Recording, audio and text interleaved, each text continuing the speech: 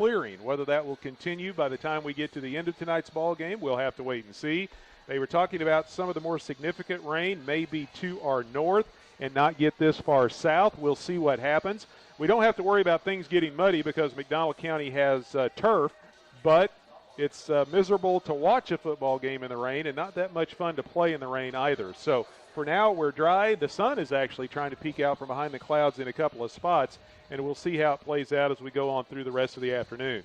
We're going to jump into the Mercy Hospital pregame show. Mercy Hospital, where your life is their life's work. I'll bring in my partner, Jeremy Marple. And Jeremy, last week, tough loss at home to Seneca, but after getting down by 3 scores midway through the second half, Cassville battled back and made a heck of a game out of it, losing by only 6 points in the end, and a lot to build on coming out of week 1, moving into week 2.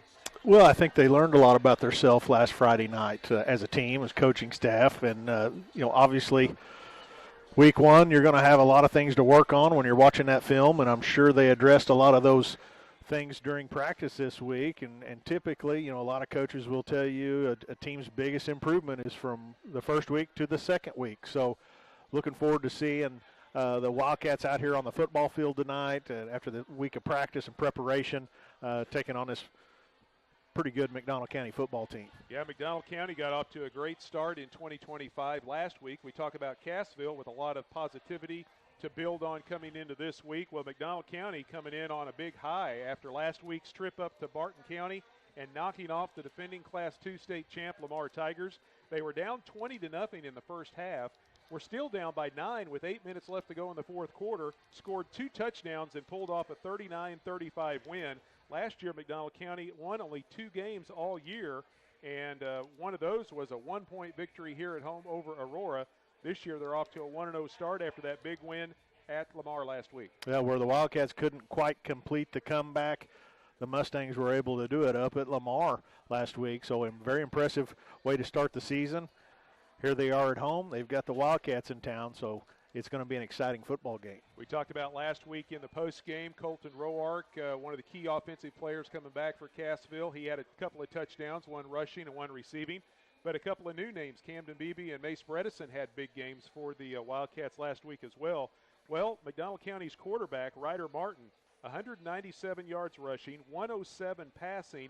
He ran, I should say, for 3 touchdowns and also had a pick 6. So he had quite the night to open up the 25 season. Well, the Wildcats got a good look at a running quarterback last Friday night in Brody Probert. So, scrambling running quarterback. They've already had preparation for it. So we'll see if the Wildcats on that defensive side of the football, if they're able to contain the running game a little better than they were able to last week. Other games around the Big 8 tonight. Aurora's at Nevada. Stratford is the non-conference opponent for Monette. Seneca's at Mount Vernon. Lamar at East Newton. So just like in back week number 1, we got some intriguing matchups again here in week number 2. Yeah, you really do. We need to know more about the Hound Dogs and how they were able to take care of Mount Vernon last week. Nevada put up a big number last week against the Cubs, and so we'll see. And I'll be anxious to see how that Seneca-Mount Vernon game goes at Mount Vernon. Seneca number 1 in the state of Missouri in Class 3. And it'll be interesting to see how the Mounties come back after the defeat last week to the Hound Dogs. Well, we continue on with the Mercy Hospital pregame show here from Anderson, and it's time for tonight's field condition report. What condition is your insurance in? Are you covered for the hazards of weather or losses unexpected? Call the folks at Security Insurance Agency in Cassville at 847-8384. As we stated just a little bit ago, we will not have to worry about mud tonight, even if it does start to rain, because they've had this facility redone for several years now, but a beautiful artificial surface here at McDonald County, so you don't have to worry about the weather. No, it's very nice looking here. You can see some of the moisture on the track, big 8-lane track around this field, but you're right. It's going to play fast, and water and mud will be no issue tonight for these guys. It's also time for tonight's Keys to Victory, so we had a few glitches with our internet getting on here this evening, so we're going to jump into a couple of things and try to get caught up. Our Keys to Victory tonight for the Wildcats are brought to you by Heritage Tractor. They're your John Deere dealer with various locations all around the area, and it's a great time of year to buy a tractor. Stop in at Heritage Tractor for great deals and low financing. Well, one of the keys to victory is what we just stated. We talked about the talented quarterback for the Mustangs.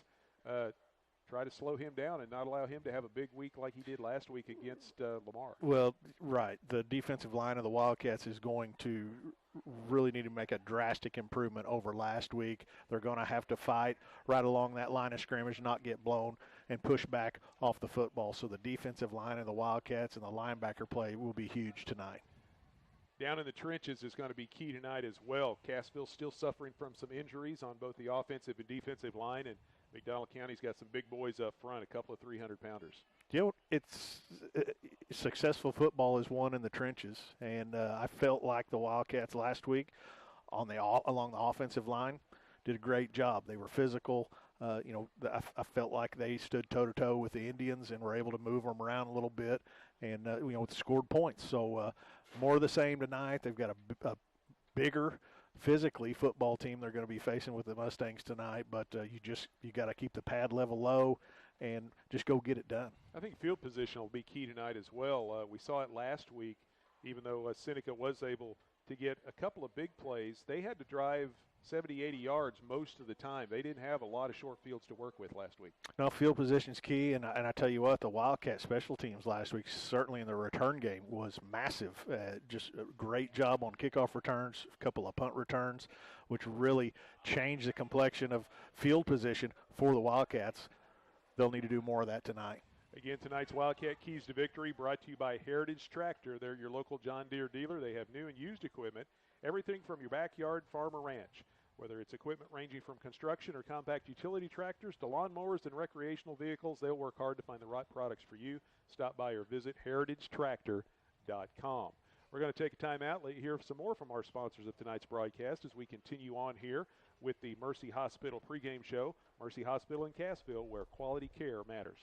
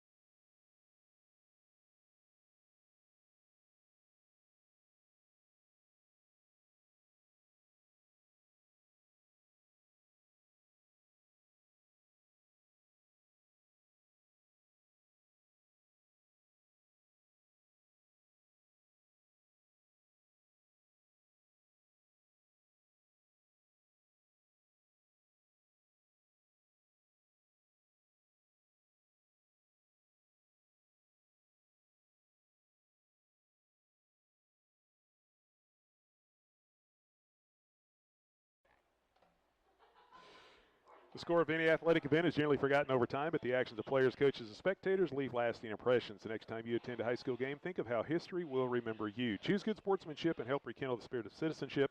Remember, the lessons you teach today will help develop better citizens in our communities for tomorrow. This sportsmanship reminder brought to you by Access Family Care with locations in Cassville, Neosho, Aurora, Mount Vernon, and Joplin. It is now time for the National Anthem being performed by the Mustang Marching Band. The National Anthem brought to you by Stump Realty and Auction Service. They salute all of those who have fought for the flag. Locally owned, specializing in real estate auctions. Check their website, stumpauctions.com, for upcoming sales or contact information for your next auction.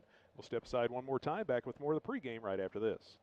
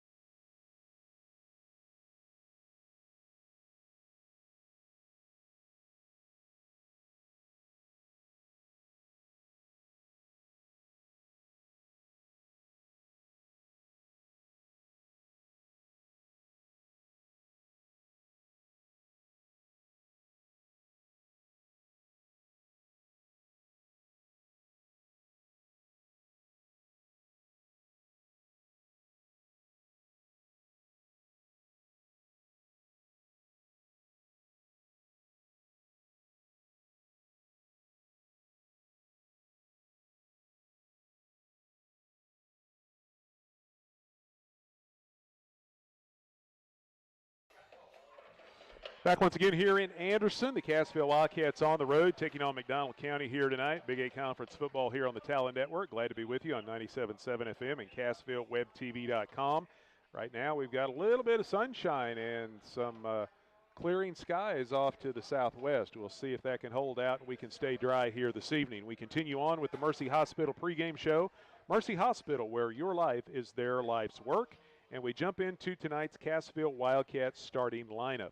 The Cassville Wildcats starting lineup brought to you by Fast Trip at 104 South Main in Cassville. Great prices and friendly service is what you'll find at Fast Trip. Stop by today, locally owned by Mike and Anita Carr. We'll start off with the defense. Defensive lineman will be Trevor Brooks, a 6', 210-pound senior, and Ricky Norris, a 6'2", 215-pound junior.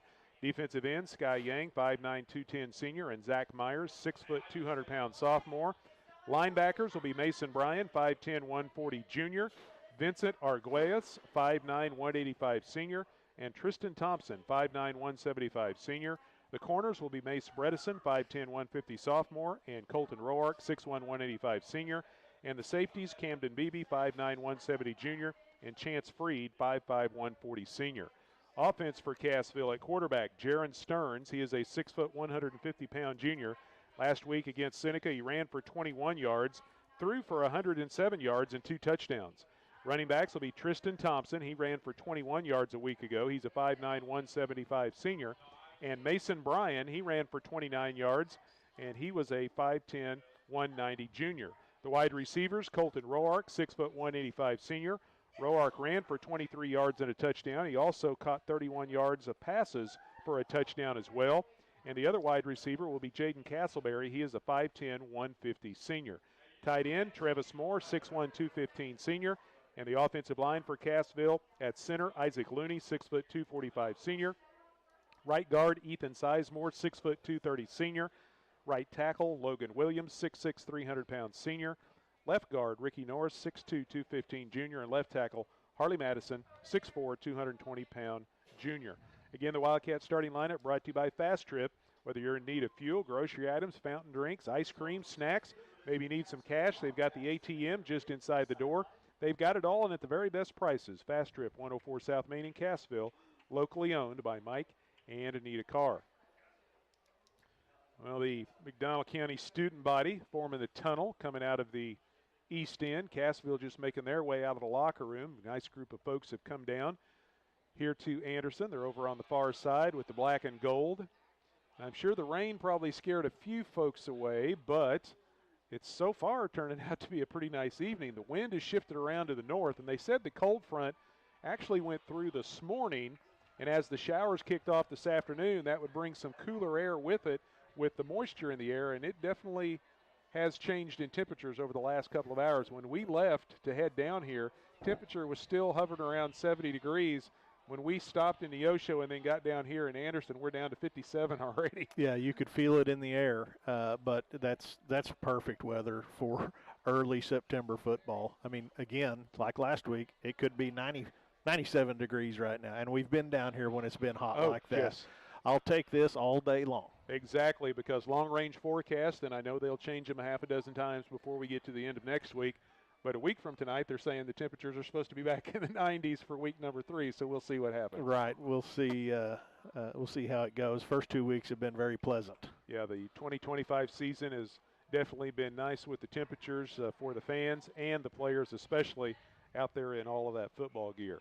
Well, Cassville will be in the all-white uniforms tonight, white pants, white jerseys, black numerals with the black helmets, and the Cassville Wildcat logo on the headgear. McDonald County making their way out, and they'll be here shortly.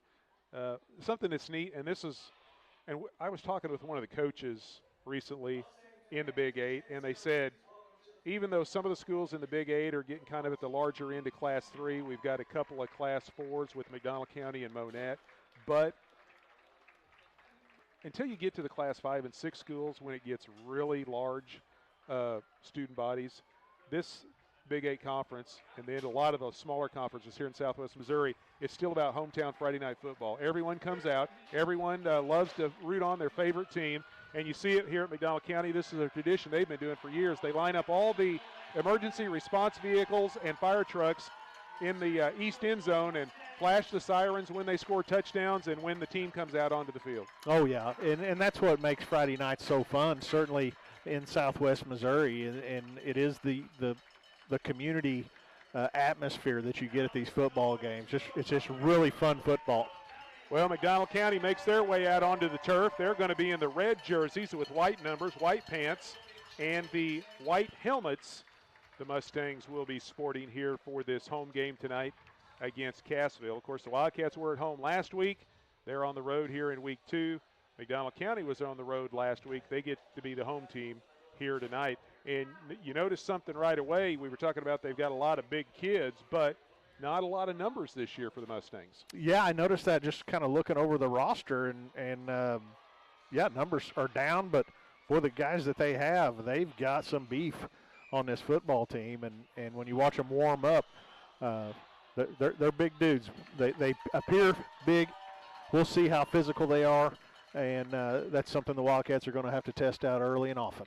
Well, the officials are on the scene as well. They're going to gather the coaches and the team captains and get ready for the coin toss here momentarily. Of course, Cassville guided by Clay Weldy, and Kellen Hoover continues to be the head coach here at McDonald County. Of course, both of these coaches now head coaches. They both were assistant coaches and in the Big 8. Kellen Hoover a long time at Monette. Clay Weldy right at Cassville where he's always been. So very familiar with not only each other but also the style of play in the Big 8 Conference as well. We're going to take another break, let you hear from our sponsors, and be back with more of the Mercy Hospital pregame show. Mercy Hospital, where quality care matters.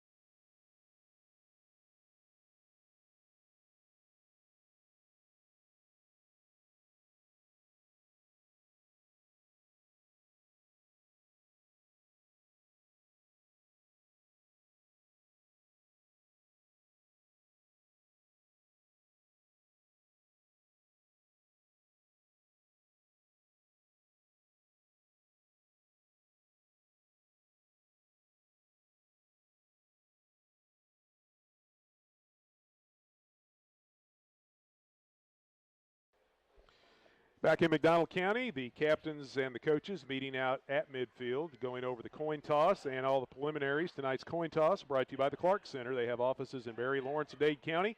Go to clarkmentalhealth.com to find the phone number for services in your area. Clark Community Mental Health Center, moving forward, improving lives and communities through compassion and care. Well, the coin is in the air. The referee stepping in, and he's looking at Cassville. They've won the toss, and they have deferred their option to the second half. Last week, Seneca won the toss, and they deferred their option. Cassville winning the coin toss here tonight, and Cassville will be coming out of the west end zone, and McDonald County will be going from left to right as we look on here this evening. We're going to take one quick break and be back with tonight's opening kickoff. You're listening to Big 8 Football here on the Talon Network.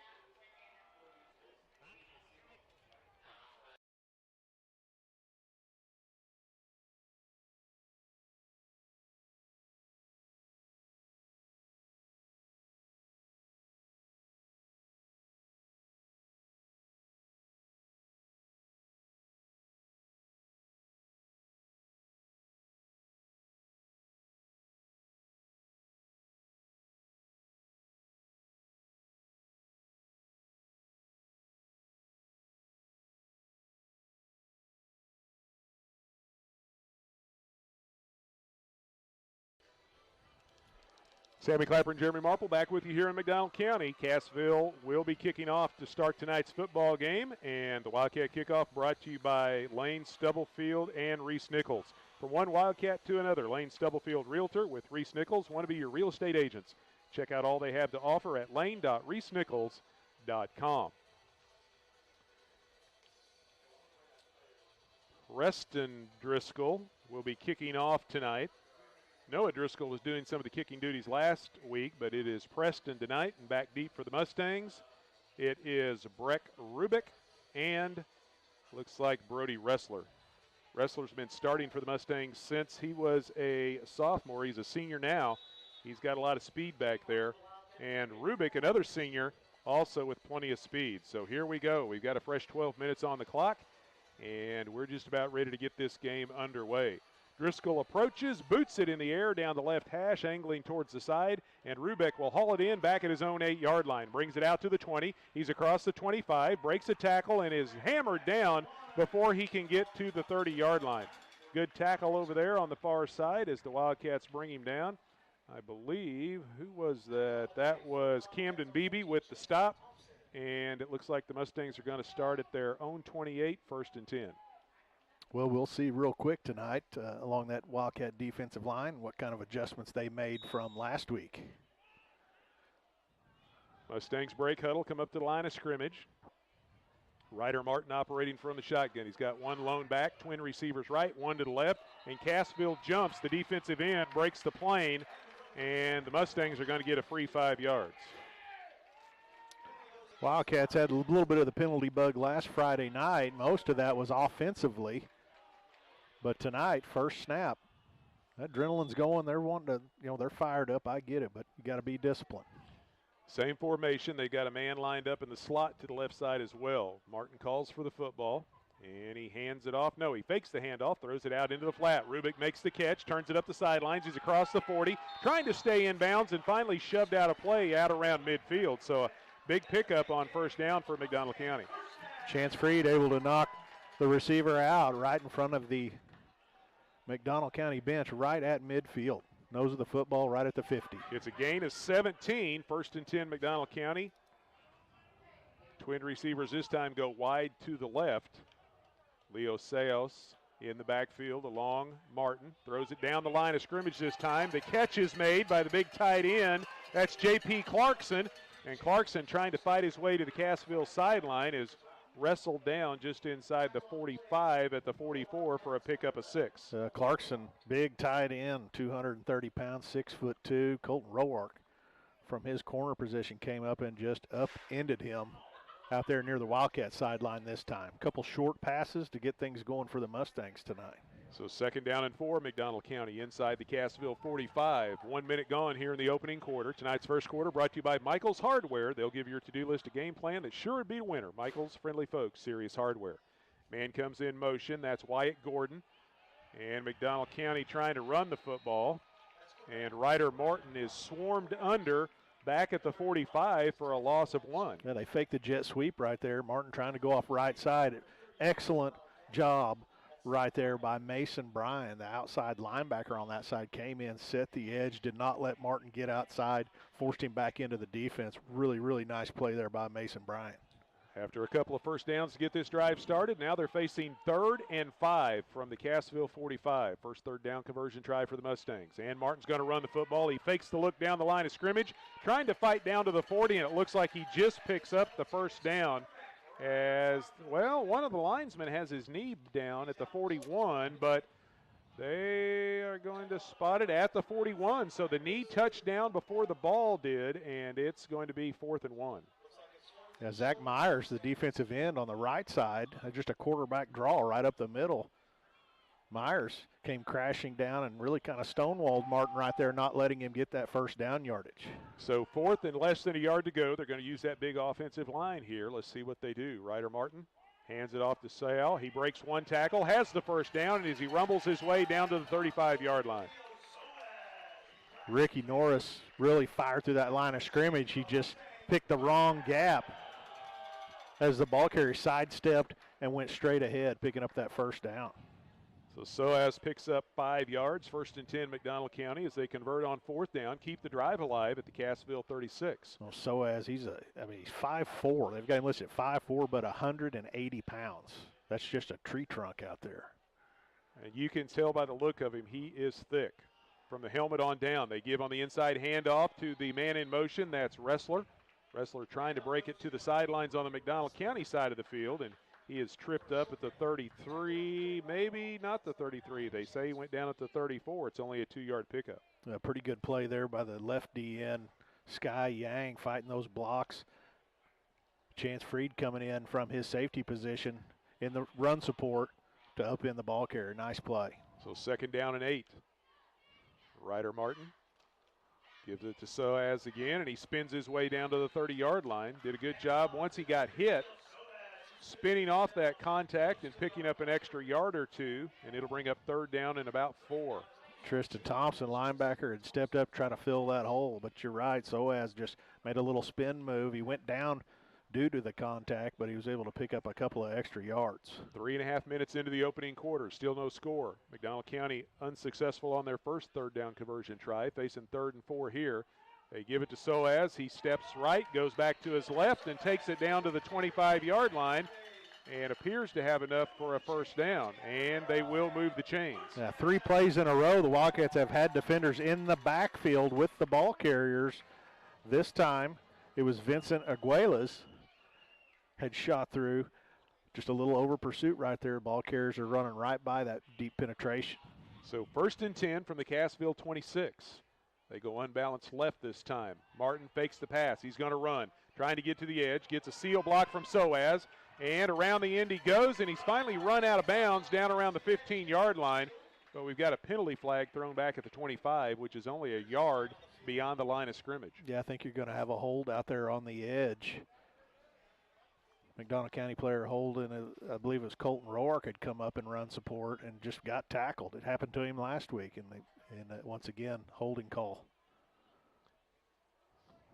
So it'll be a gain of 1 for Martin, and then the 10 yards marked off from there. And it's going to bring the football back out to around the 35-yard line of the Wildcats.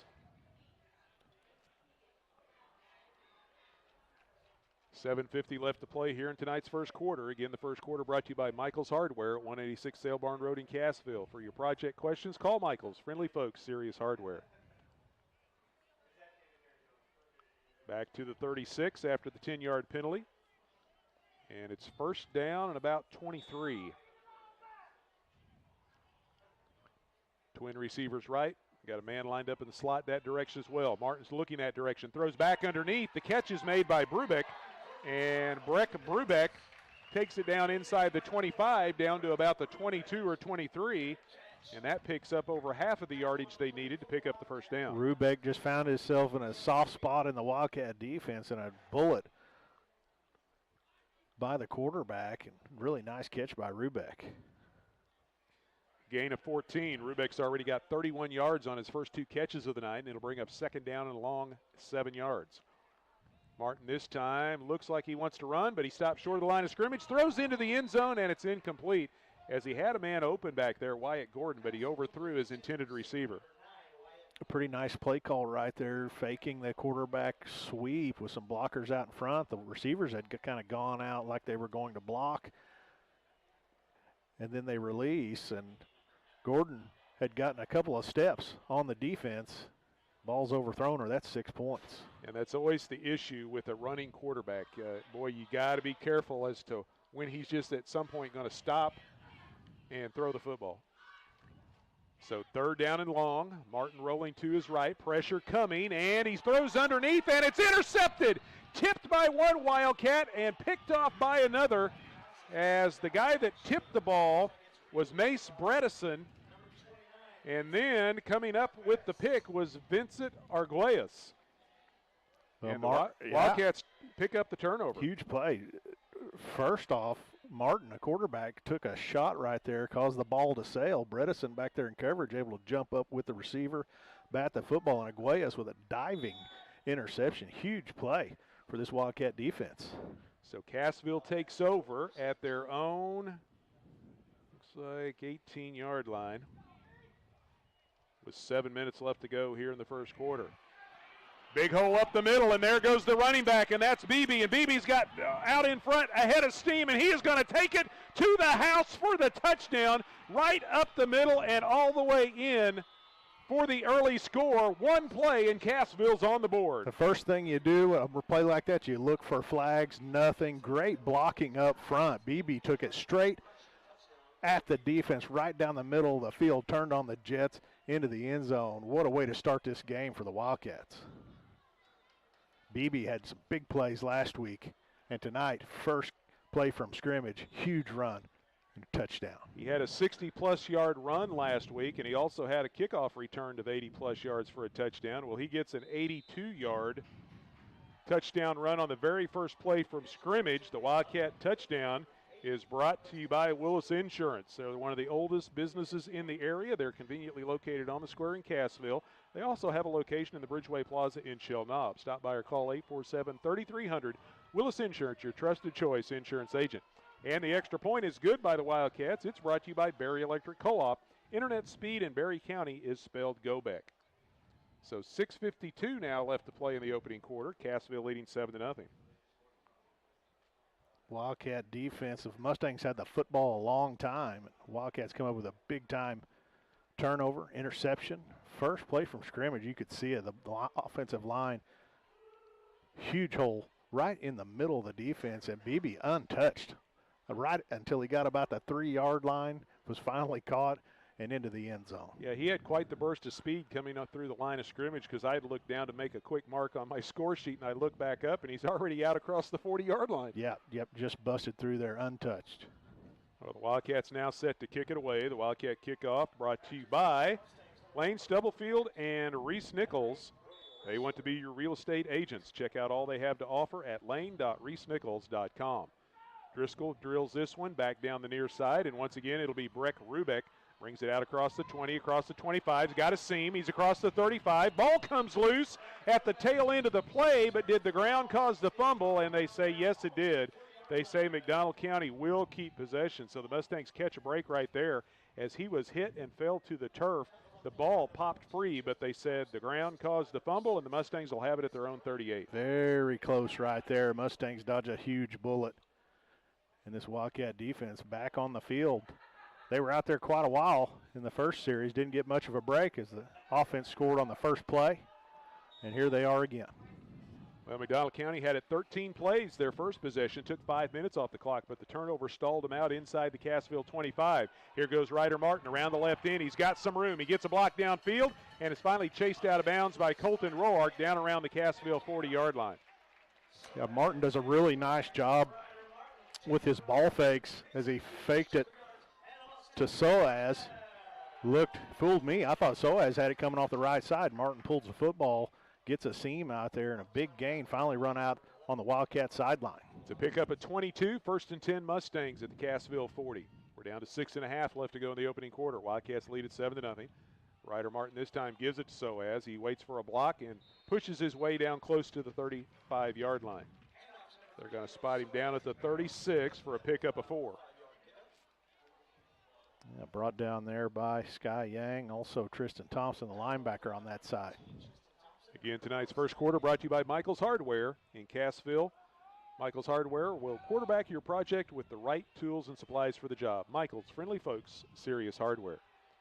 Second down and 6. Cassville stays with the 4-man front.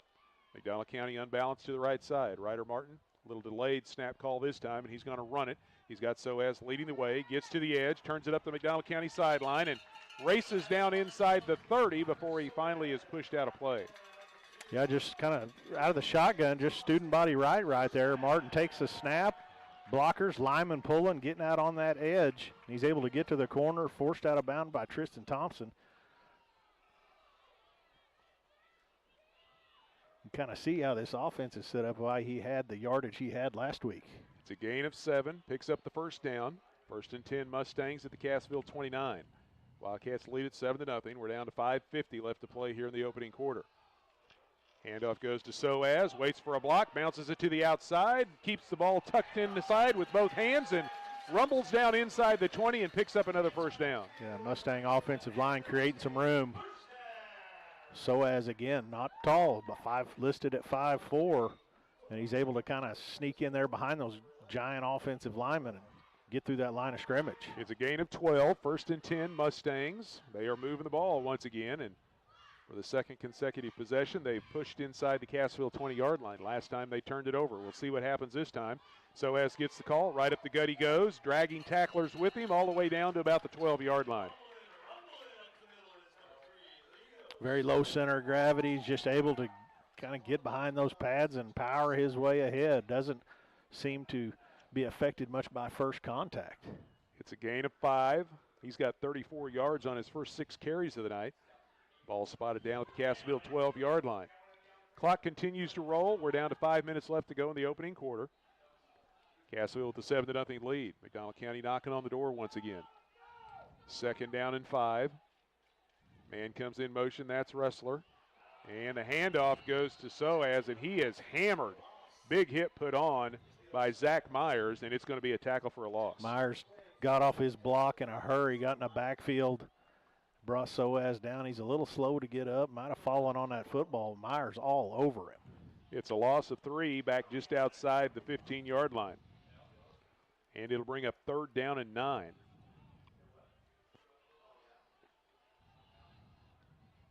McDonald County just 1 for 2 so far on third down conversion tries, but they have converted a fourth down. This one third and long. Trip receivers this time to the left of Ryder Martin. He looks to his right, now rolls back to his left, stops under pressure, and he's going to be sacked. Coming in to make the tackles, Mason Bryan, and that sack of the Mustangs quarterback is brought to you by Auto Body Solutions. From dings and dents to, oh dear, a major collision auto repair specialist is Auto Body Solutions at the corner of 86, 76, and 37 in Cassville. They'll treat you like family and get you back on the road. A disciplined football right there by Mason Bryan. The flow of the play going to the right. Bryan, linebacker on the other side, a little bootleg that time by Martin.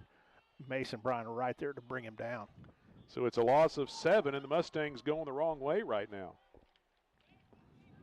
Facing fourth down and 16. They're going to go for it. They go to the end zone. The pass is up in the air, and it's intercepted as coming down with the football right outside the goal line is Colton Barrientos. Barrientos missed last week because of a hand injury, but he's in there tonight, and he comes up with a big pick, the second interception of the night for the Wildcat defense. Yeah, Barrientos, safety back there, 6'3", maybe a little taller than that, but he did a nice job in coverage, able to just go up, out-leap the receiver right at the goal line.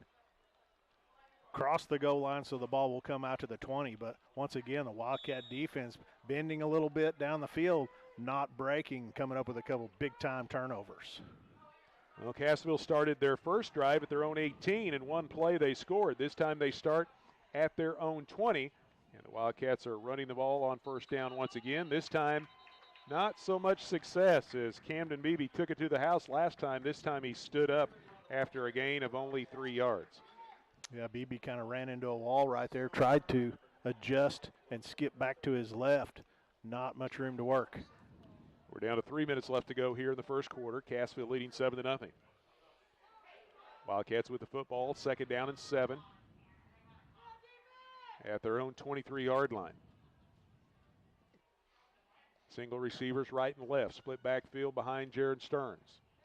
And he pitches the ball back into the hands of Beebe. Beebe was deep in the backfield, was able to pick up positive yardage, but is tripped up shy of the 25. They're going to put him down for a gain of 1 at the 24, and it'll bring up third down. Not sure that's the quarterback, running back pitch relationship they were looking for right there, because you're right.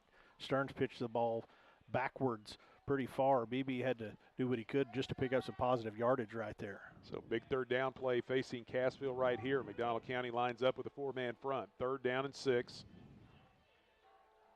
Barrientos comes wide to the left. And the snap goes to Stearns. He's under pressure, rolls to his left, spins off contact and tries to fight out close to the 30-yard line, but he is going to be stopped shy of that mark. And it's going to bring up 4th down and about 2.5. We'll say 2.5 yards for the Wildcats. Stearns looking downfield, just too much pressure getting through right there. Had to try to run out of there himself, not quite able to pick up that 1st down. So Cassville's going to be forced to punt. They only punted once last week against Seneca, but they're going to have to kick it away right here. So the Mustang defense holds. Wildcats trying to get personnel on the field, special teams. Vincent Arguelles trying to hustle in. The play clock down to 8, so they still got a little bit of time. Snap is low. It bounces. Colton Roark picks it up off the turf, and it's going to be a short kick. Got a lot of height on it. Now he's going to hope for a bounce, and he gets a decent bounce inside the 35.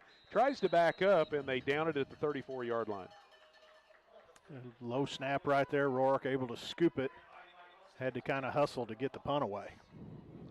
So 1 minute and 1 second left to play here in the first quarter. Cassville leading 7-0. McDonald County takes over at their own 34.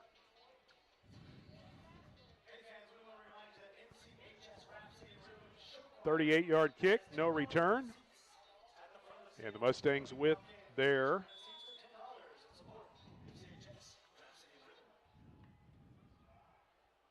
third possession of the night.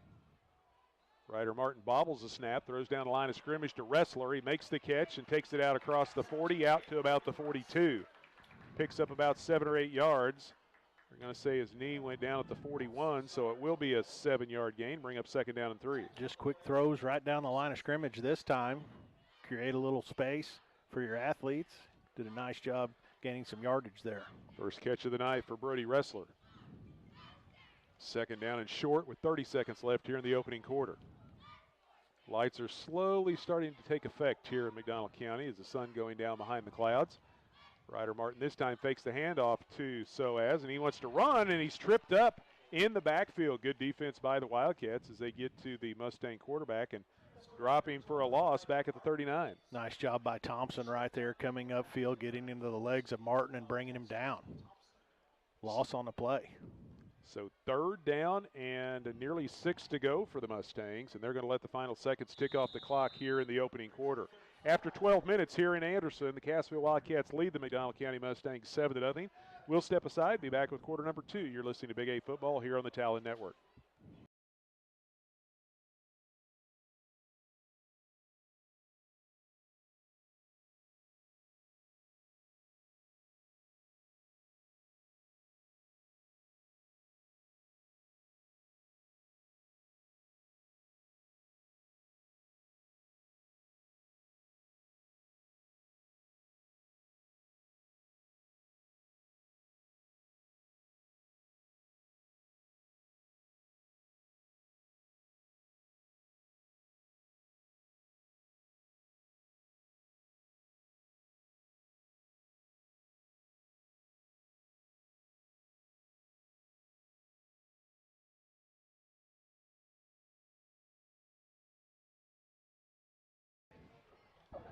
Back with you here in McDonald County. Cassville leading the Mustangs 7-0 as we start the second quarter.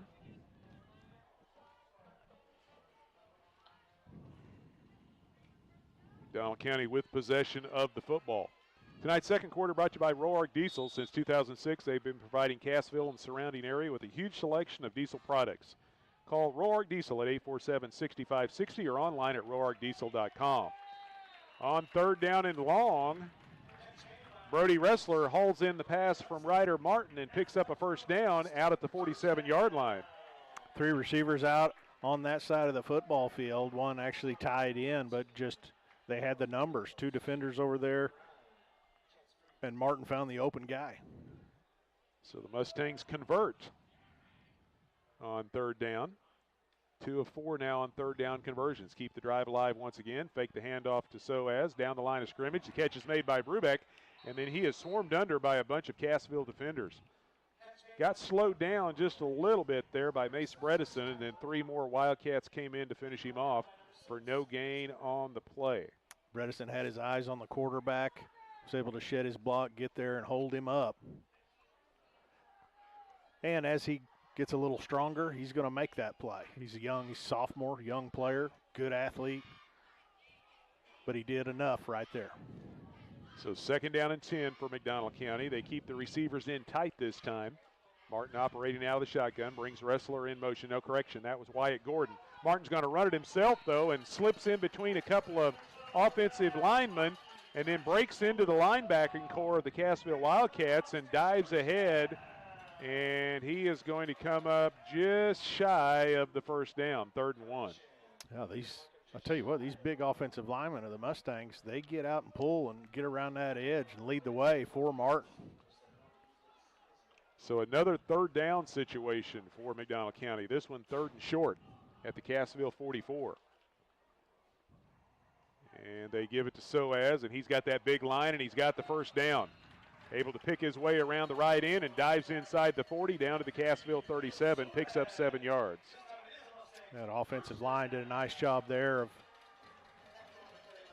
dealing with that Wildcat defensive line. Soaz just able to run patiently, find his running lane. 2 minutes gone here in the 2nd quarter. 1st and 10 McDonald County inside the Cassville 40 as the Mustangs are driving once again. They've been able to move the football, but 2 turnovers have kept them out of the end zone. Soaz gets the handoff. No, Ryder Martin keeps it, pulls it back, and around the end he goes. He's at the 30, he's at the 25, finally run out of bounds down around the 20-yard line as Ryder Martin shows his elusiveness right there and is able to pick up another McDonald County first down.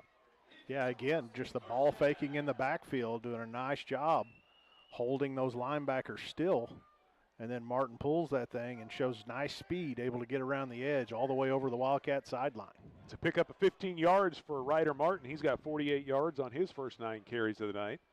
They go twin receivers to the right. Keep Soaz behind Martin in the backfield, and he gets the handoff. Up the middle he goes between the tackles and pushes down close to the 20-yard line. They're going to spot him down at the 21 for a pickup of 2, and it'll bring up 2nd down and 8.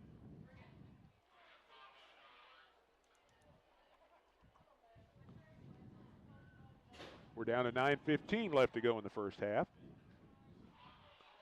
Mustangs once again about ready to push it inside the 20-yard line. Ryder Martin calls for the football once again from the shotgun, hands it off to Soaz. He's hit in the backfield, bounces off that contact, and is able to spin for positive yardage. He was popped in the backfield, a big hit put on by the Cassville defense, Trevor Brooks, but he was able to keep his feet underneath him and picks up an extra 3 or 4 yards. Yeah, Brooks had that pad level low, was able to get in the backfield, put a shot on the ball carrier, just able to spin out of it and have a pretty good gain right there.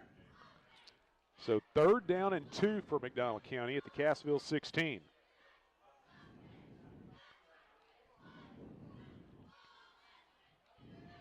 They bunch up the receivers to the left side. They're going to run that direction. Try to get some blocking downfield. Ryder Martin with the football. He's at the 10. He's at the 5. Diving for the pylon.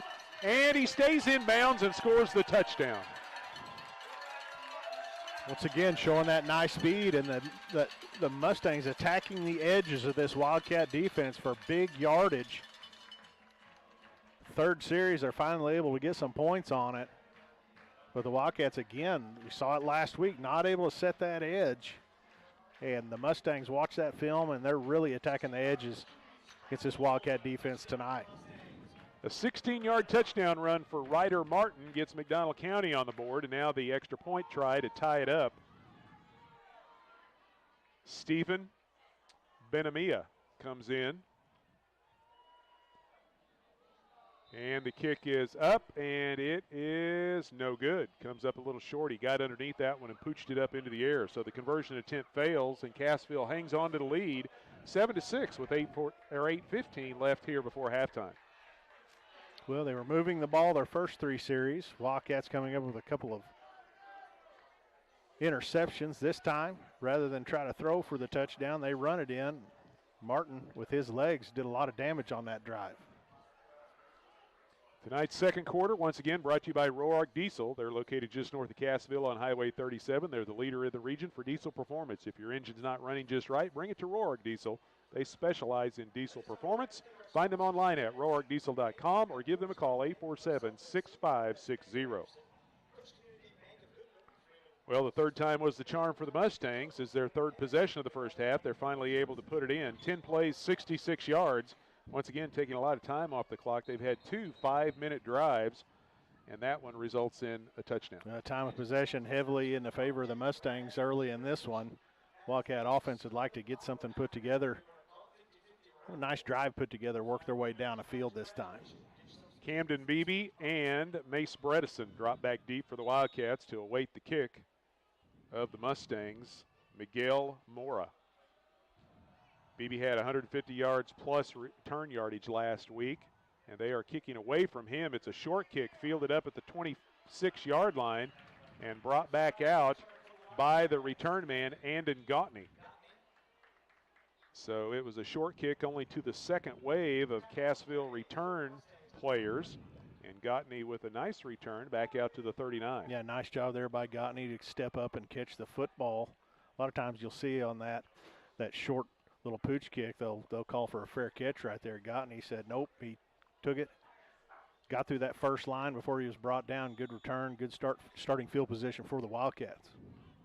Twin receivers to the left side for Cassville. They break huddle, split backfield, I should say, behind Stearns, and the handoff goes to Thompson, and he is wrapped up around the shoulder pads and taken down for a loss.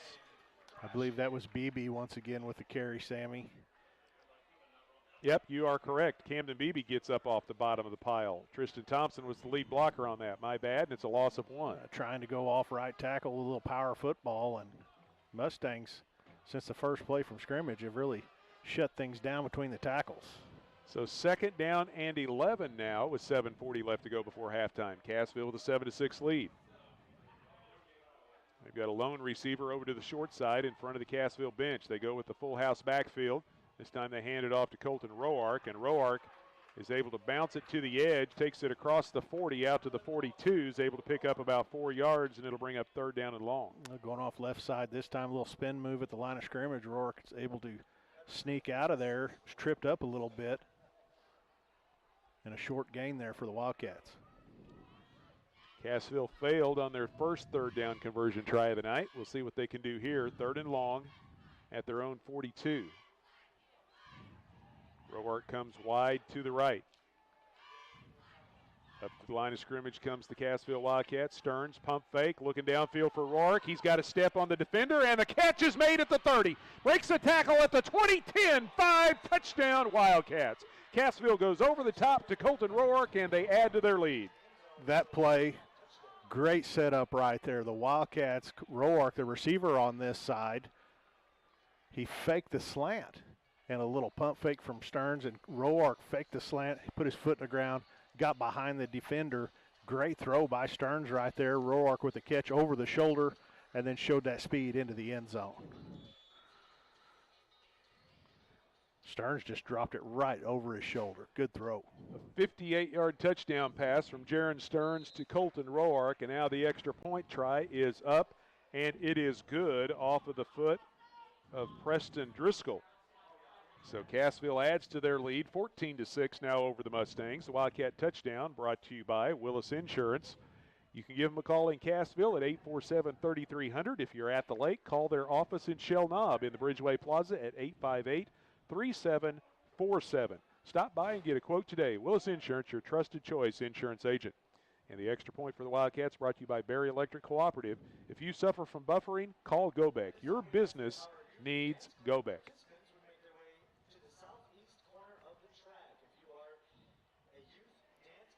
Just a really nicely set up play fake the slant. Wildcats have run the slant religiously for several years now.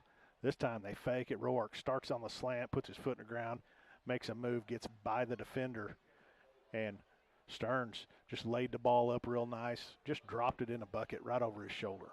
Wildcats now set to kick it away as Preston Driscoll tees it up. Wildcat kickoff brought to you by Lane Stubblefield and Reese Nichols. They want to be your real estate agents from one Wildcat to another. Check all they have out online at lane.reesenichols.com. Driscoll drills this one down the left hash, fielded back there by Breck Rubeck, and he'll bring it up the hash, out across the 30, across the 35, a big head of steam, and takes it out across the 40-yard line. Rubeck with a nice return there, gives the Mustangs some good starting field position here with 6.5 left to go before halftime. Yeah, showing some nice speed there. Tristan Thompson able to bring him down. Thompson doesn't make that tackle. There's a lot of green out in front of him there.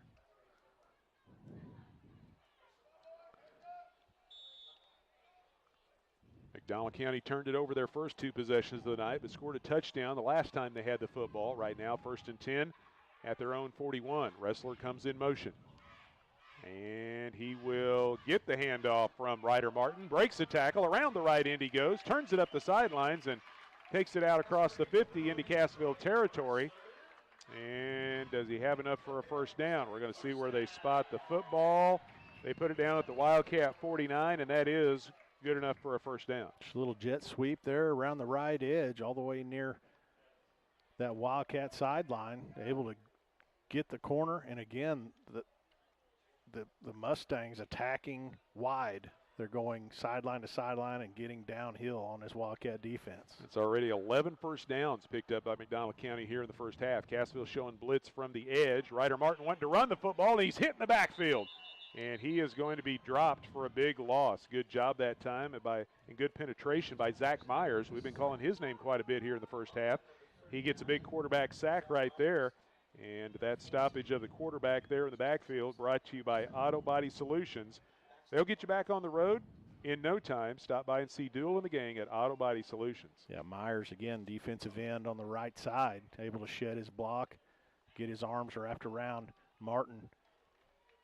Was wondering when they were going to blow that whistle. They sure let that play go a long time. So 2nd down and 13 now with under 5.5 left to go here before halftime. Wrestler in motion. Ryder Martin starts right, goes back to his left, dumps it off, trying to hit the tight end Clarkson, and the pass is incomplete, but a flag comes out late, and we may have a roughing the passer.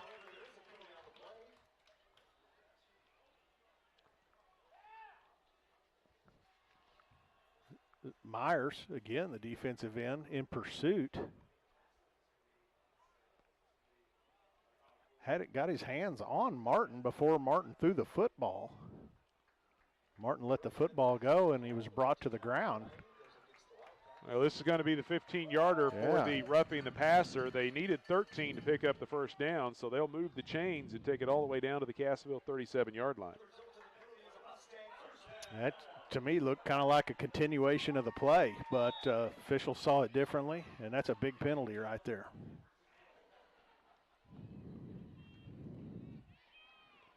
So 1st and 10 McDonald County at the Cassville 37-yard line. Unbalanced left. Ryder Martin's going to run that way. Takes it off the tackle and hit hard at the 30-yard line. Hangs on to the football. Mason Bryan laid a lick on him, but Martin's able to take it down to the 21 not the 21, the 26. And that's going to be good for another first down. Yeah, Bryan came across from his linebacker position, able to get in on that play. Good lick right there.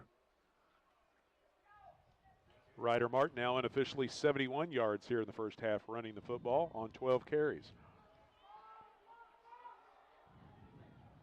Twin receivers out wide to the right. Clarkson lined up in the slot that direction. High snap to Martin, hands it off to Soaz. He's got blockers in front, pushes his way down inside the 20.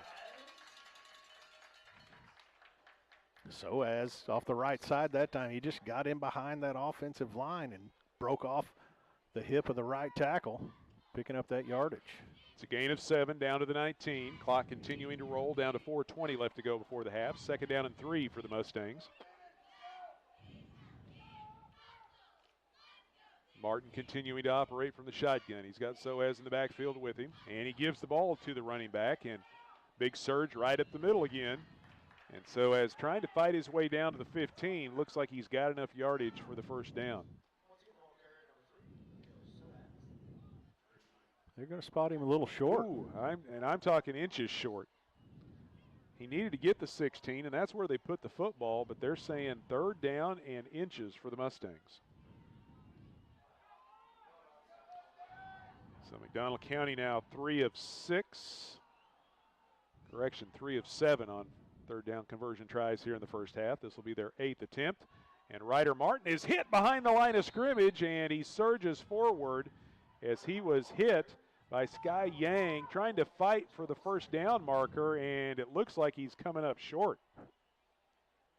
Maybe even lost a half a yard. Really nice job by Yang right there. A little quarterback counter. Martin trying to work his way through the defense. Yang just sliding right down that line of scrimmage. Got him in the waist and brought him right down. So a big play right here with 3 minutes to go in the first half. Fourth down and a little under a yard, as he did lose a few inches on that carry. And the Mustangs line up to go for it. They converted on their first fourth down of the night. Soaz gets hit right at the line of scrimmage, but kind of bounces off sideways. And it looks like Progress is going to get him the first down. The linesman from our side of the field comes in and at the 15. The linesman on the other side had a better look at it, and he says first down McDonald County. Yeah, just got it. Soaz took a shot in there. And you said it was just that little bit of a side spin got him the yardage he needed. So 1st and 10 Mustangs at the Cassville 15. Still 2.5 left to go before the break. Cassville leading 14-6. Ryder Martin going to run the football. He's got Soaz out in front. Now the pressure from the Cassville Wildcat defense comes in and drops him, and it's going to be a loss on the running attempt from Ryder Martin. Yeah, Zach Myers once again affecting that play, forcing Martin to go back into the defense, and good pursuit along that defensive line, bringing Martin down. So it's a loss of 2 back to the 17. Second down and long for the Mustangs. They're checking to the sidelines. Play call coming in. Wrestler goes wide to the right. Gordon, along with Brubeck, comes out wide to the left. Soaz continues to be the only running back in the backfield along with Ryder Martin. And Soaz gets the call on this one. He's wrapped up by Sky Yang and then drags him forward for a pickup of maybe a yard. And it's going to bring up 3rd and long. Boy, the defensive ends for Cassville has really been doing a nice job crashing in and getting into those ball carriers in the backfield. Yang got him, and the Wildcats defender coming off the field here was Trevor Brooks. He was also in on that tackle to bring Soaz down. So 3rd down and about 12 to go for the Mustangs, and we have a timeout on the field. Stops the clock at the minute 27 left to go here in the first half. That timeout brought to you by Security Bank of Southwest Missouri. If you want mobile banking, ATMs, multiple branches, and all types of loans, still be able to go into the lobby and see your personal banker. You just described Security Bank of Southwest Missouri. Take time out to look at Security Bank, member FDIC. Tonight's second quarter brought to you by Roark Diesel, located just north of Cassville on Highway 37. You can also find them online at roarkdiesel.com. They specialize in diesel performance products. Call 847-6560.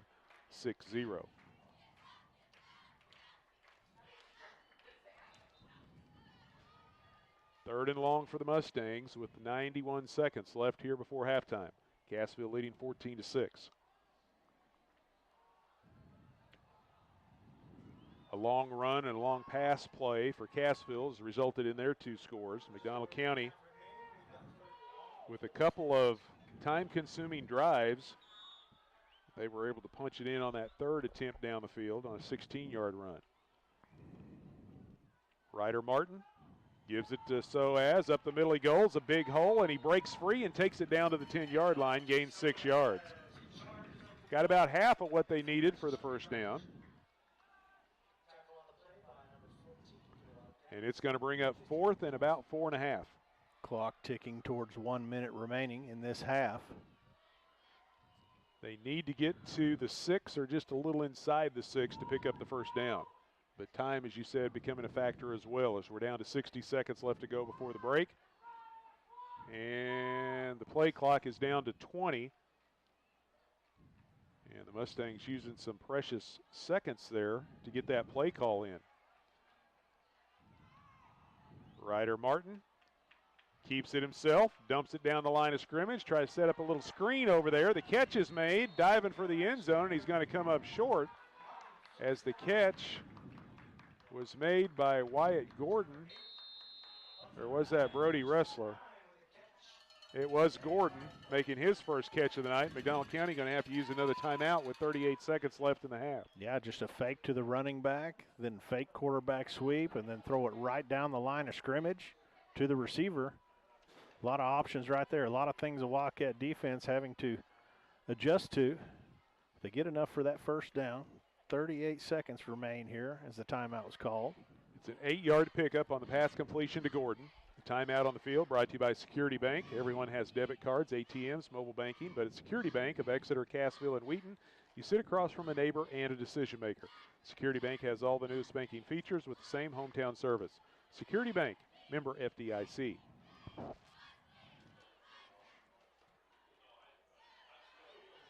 This is an important drive right here for McDonald County because Cassville is going to get the football to start the second half. Checking the area scoreboard, brought to you by Jimmy Mitchell Motors. Jimmy Mitchell Motors at 555 South Elliott Avenue in Aurora. You can also find them online at jimmymitchell.com. Nevada beating Aurora 28-0. Monette with a 28-0 lead over Stratford. Seneca on top of Mount Vernon 14-3. Lamar 15-6 over East Newton. And Pierce City has an 8-6 lead over Diamond in Diamond. So first and goal from the 2. And now Cassville calls the timeout. So they took a look at what the formation was by the Mustangs, and now they call a timeout. And this timeout also brought to you by Security Bank of Southwest Missouri. Whether it's a loan decision or the processing of your bank statement, all the decisions and services at Security Bank are generated by their local bank staff in a prompt, fair, and professional manner. Security Bank of Southwest Missouri, member FDIC.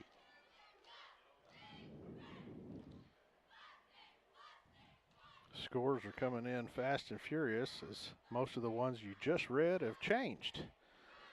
We'll let you get caught up at halftime. And we invite you to stick around for halftime, not only for the Jimmy Mitchell Motors scoreboard, but all the first half stats. And also we've got a big giveaway coming up at halftime as well. So we'll kind of entice the listeners with that and invite them to stick around for the halftime show. So first and goal from the 2 for McDonald County. Cassville leading 14-6.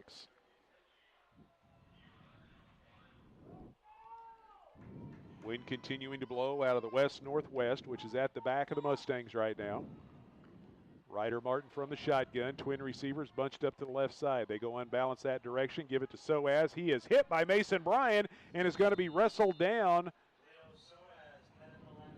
Little to no gain, and it'll bring up second down and goal.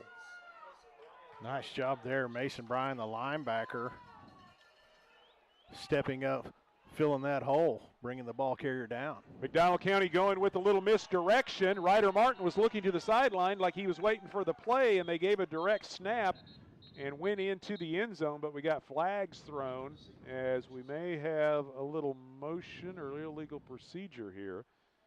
We'll see what the linesman saw that threw the flag, comes in talking to the referee, and now he's going to go over and explain to Coach Hoover.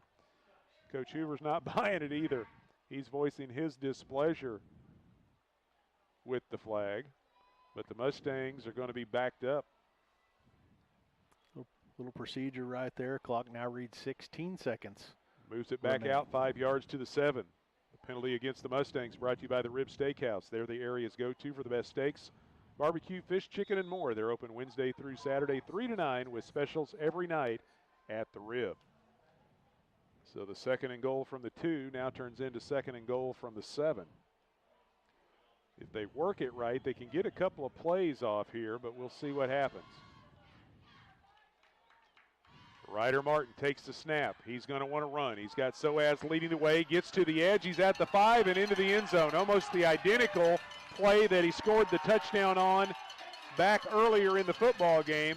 Had Soaz leading the way and just ran right inside the pylon for the score. Yep, around the left edge. Followed those blockers, got to the pylon. Big play for the Mustangs right there.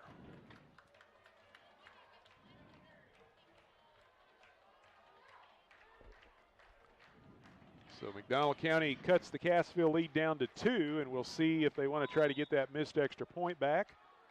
And it looks like they are going to go for the 2-point conversion. Ryder Martin looking to throw, fires the pass at the goal line, and it's caught by Breck Rubeck. And we are tied at 14 with 10 seconds left to go in the half.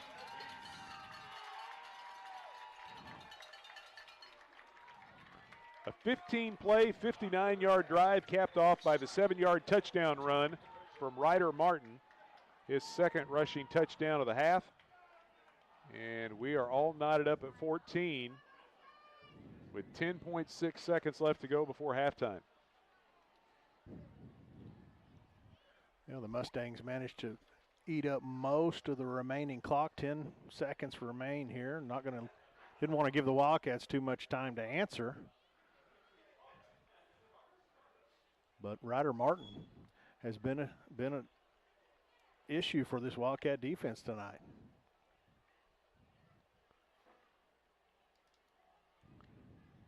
$78 yards and 2 touchdowns on 15 carries for Martin. Mustang's going to kick it away now. Camden Beebe back deep for the Wildcats. Waiting the kick of Miguel Mora. He boots this one towards the left hash. Beebe's going to get a return, takes it in back at the 12. He's out across the 20, across the 25, takes on contact and is driven down at the 30-yard line. One thing about Camden Beebe, he is not scared of contact. In this return game, he just catches the football and it's full speed until somebody stops him. So Cassville will get one crack at it here with 6 seconds remaining in the half. Took them only one play to score their first touchdown of the night. We'll see what happens here. 1st and 10 Wildcats at their own 30.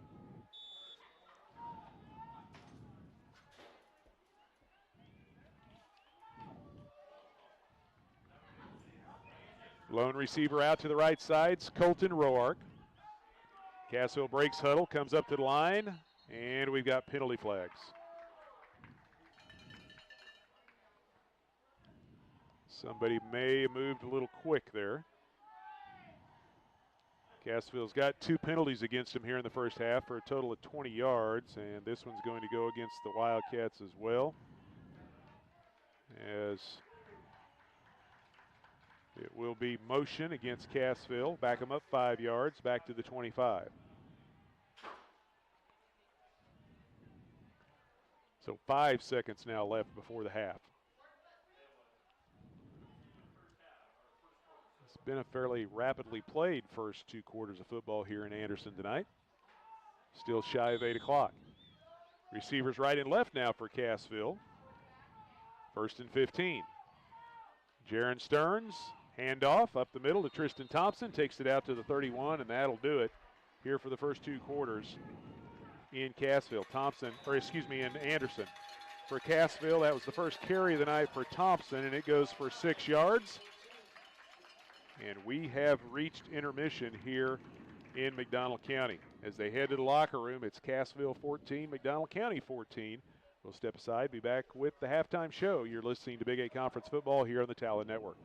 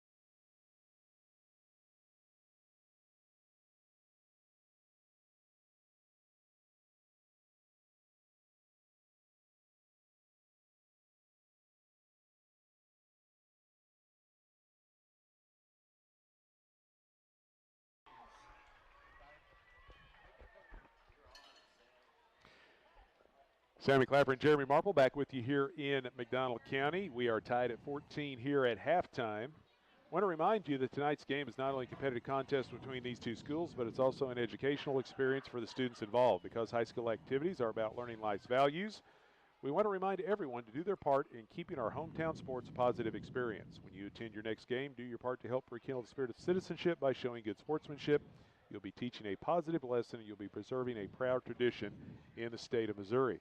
Sportsmanship reminder brought to you by Access Family Care with locations in Cassville, Neosho, Aurora, Mount Vernon, and Joplin.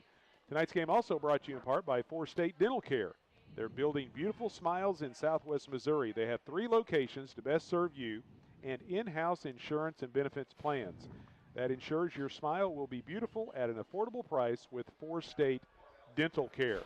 Well, Cassville got on the board first tonight, an 82-yard touchdown run on their very first play of the night offensively, and it was good for a 82-yard score.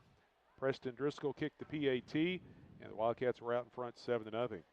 Then McDonald County tried to tie it up. They got a touchdown from Ryder Martin, and that came with 8:15 left to go in the first half, a 16-yard carry that capped off a 10-play, 66-yard drive. But the PAT was no good. It came up short. Cassville held on to the lead 7-6. Wildcats would add to that lead. 6:44 left to go in the first half. A 58-yard pass from Jaron Stearns to Colton Roark. Once again, the point after was good, and the Wildcats led 14-6. But then McDonald County scores with 10 seconds left to go in the half on a 7-yard run from Ryder Martin. 15 plays, 59 yards, and Martin plunges in from 7 yards out as they overcome a penalty. They had it down first and goal inside the 5, but the penalty moved it back to the 7, but Martin was able to take it in. 2-point conversion was good, and we're knotted at 14 at the break. All tied up. I tell you what, this McDonald County offense has had the football most of the first half. The Wildcats' 2 scoring drives took a total of about 5 plays. Of course, one was 1 play. They had the ball a couple of other times, weren't able to get things going, but McDonald County has owned the time of possession. We're sitting here tied up at 14 at halftime, and you look at some of the numbers you're going to share, you wouldn't think it would be a tie ball game, but it is, and Wildcats are going to get it coming out after halftime. Look at some other scores around the area here in week number 2 of the high school football season. We'll check out the Jimmy Mitchell Motors scoreboard. Jimmy Mitchell Motors in downtown Aurora. They're located at 555 South Elliott Avenue. They have a great selection of new and used inventory. Check it all out online at jimmymitchell.com. That's Jimmy, MICHEL.com. Jimmy Mitchell Motors scoreboard. Nevada at home leading Aurora 35-0. Monette at home has a 42-0 lead over Stratford. Seneca on the road at Mount Vernon leads the Mountaineers 21-3. Lamar at East Newton has a 22-6 lead. And Pierce City at Diamond has an 8-6 lead. That was a late first quarter score. All of those other scores late in the first half. Yep, some big-time points being put up tonight. Lopsided games, and we'll see. That Lamar East Newton score, might raise your eyebrows just a little bit. Only one home team having the advantage so far through the first half, too.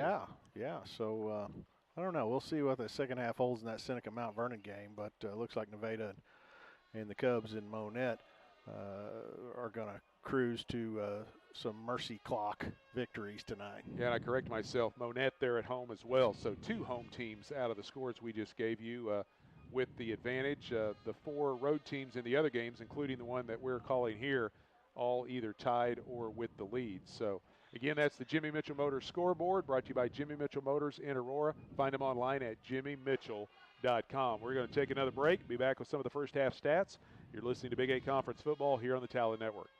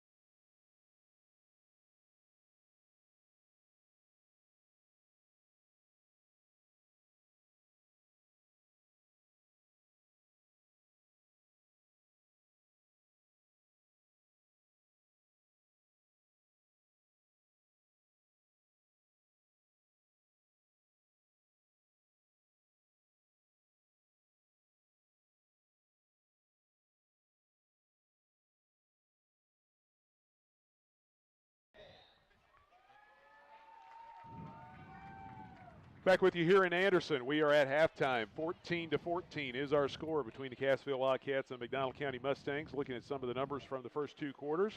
First of all, for the home team, the Mustangs, 33 carries for 150 yards. They completed 6 of 11 passes for 60 yards for a total of 210 yards of offense. They picked up 15 first downs, but they did turn it over twice, both on interceptions. They were penalized twice for 15 yards and did not punt the football. Cassville only 7 carries, but they got 99 yards on those 7 carries. They completed only 1 pass, but they threw only 1 pass, and that was good for a 58-yard touchdown. So the Wildcats with only 8 offensive plays, but they've got 2 touchdowns and 157 yards of offense. 3 first downs, no turnovers, 3 penalties for 25 yards, and they punted once for a 38-yard average. 8 plays offensively in the first half of this football game for the Wildcats. Meanwhile, the Mustangs have rushed it 33 times. So, like we said, for this game to be tied at 14, if you just looked at the stats, you'd say no way. But here we are. Yeah, they had it for 19 and a half of the 24 minutes as well. So yeah, unbelievable. Looking at some of the individual numbers for the Mustangs, Ryder Martin, 78 yards rushing on 15 carries and 2 touchdowns. It was Leo Soaz, had 60 yards on 16 carries, and Brody Ressler had 12 yards on 2 carries. Ressler also has a couple of receptions for 15 yards. Breck Rubeck, 2 catches for 31 yards. Wyatt Gordon had a catch for 8 yards, and J.P. Clarkson had a catch for 6 yards. Cassville, Jaron Stearns, 1 carry, 4 yards. Tristan Thompson, 1 carry, 6 yards. Colton Roark, 1 carry, 4 yards. Camden Beebe has 4 carries for 85 yards and a touchdown. Roark has 1 catch for 58 yards and a touchdown. Yeah, that's some of the weirdest looking stats we've went over in a long time. I don't know if I've seen a team only have 8 offensive plays in a half of football and still be right in the ballgame. Yeah, well, yeah. Either way, I don't know that I've seen that happen, but they sure did it out here tonight. We'll see. The Wildcats want to have the ball a little bit more than that in this second half. So again, these second half adjustments will be crucial. They'll get the football first, and we say it every week. That first few minutes of the third quarter will often tell you how the football game is going to go. All right, it's time for our halftime giveaway, and it's a big one. The Talent Sports Network has teamed up with Silver Dollar City and the Children's Smile Center in Aurora to send you on a Silver Dollar City adventure. We've got a one-day pass for 2, so it's 2 people can get in on this one-day pass. It's a one-day pass for 2 to Silver Dollar City, and it's good for the 2025 season. So if you want to go to some of the fall festival stuff that's coming up in September and October, if you want to wait until the Christmas show in November and December, this is a one-day pass, good for 2 people to Silver Dollar City. And again, Silver Dollar City, the Talent Sports Network, and the Children's Smile Center in Aurora teaming up to send you on this adventure. Thousands of local families covered by Medicaid have been turning to the Children's Smile Center in Aurora for many years to get quality dental care for their kids. If your child is covered by Medicare, contact Children's Smile Center in Aurora for an appointment, and they will treat you like family. All right, we're not going to make this first week difficult, and we're just going to say we're going to throw out some questions as we get a little deeper into the season, because this is not going to be the only time we are giving away one of these passes to Silver Dollar City. But tonight we're going to make it a little easier, and all you have to do is be the first person through on the phone lines, 417-489-2277. That's 417-489-2277. First person through on the phone lines, and you get that one-day pass for 2 to Silver Dollar City. Yeah, that's a big one. The monetary value of that prize itself is fairly large. I haven't been to Silver Dollar City in a long time. I used to love to go to Silver Dollar City when I was younger. I haven't been in a long time, but that's that day pass for 2. That's a big deal. That'll be a fun one. So again, 489-2277. That's 489-2277. Just be the first person through on the phones, and you get that one-day pass for 2 folks to Silver Dollar City. And again, it's good till the end of the year through the 2025 season. As we get a little farther on to the season, we're going to start making it a little more difficult. We'll throw out a question that you have to answer, and we'll have to try to figure out what we're going to do in that. But here tonight, going to make it a little easier to get that first one off and running. But we do appreciate the Children's Smile Center and Silver Dollar City for teaming up with the Talent Sports Network to give away these passes. We are at halftime. Both teams still in the locker room, getting ready to come out and start the second half, but we still got a few minutes to go before we get to that point. We're tied at 14, Cassville and McDonald County, and we will step aside and be back here in Anderson. You're listening to Big 8 Conference Football here on the Talent Network.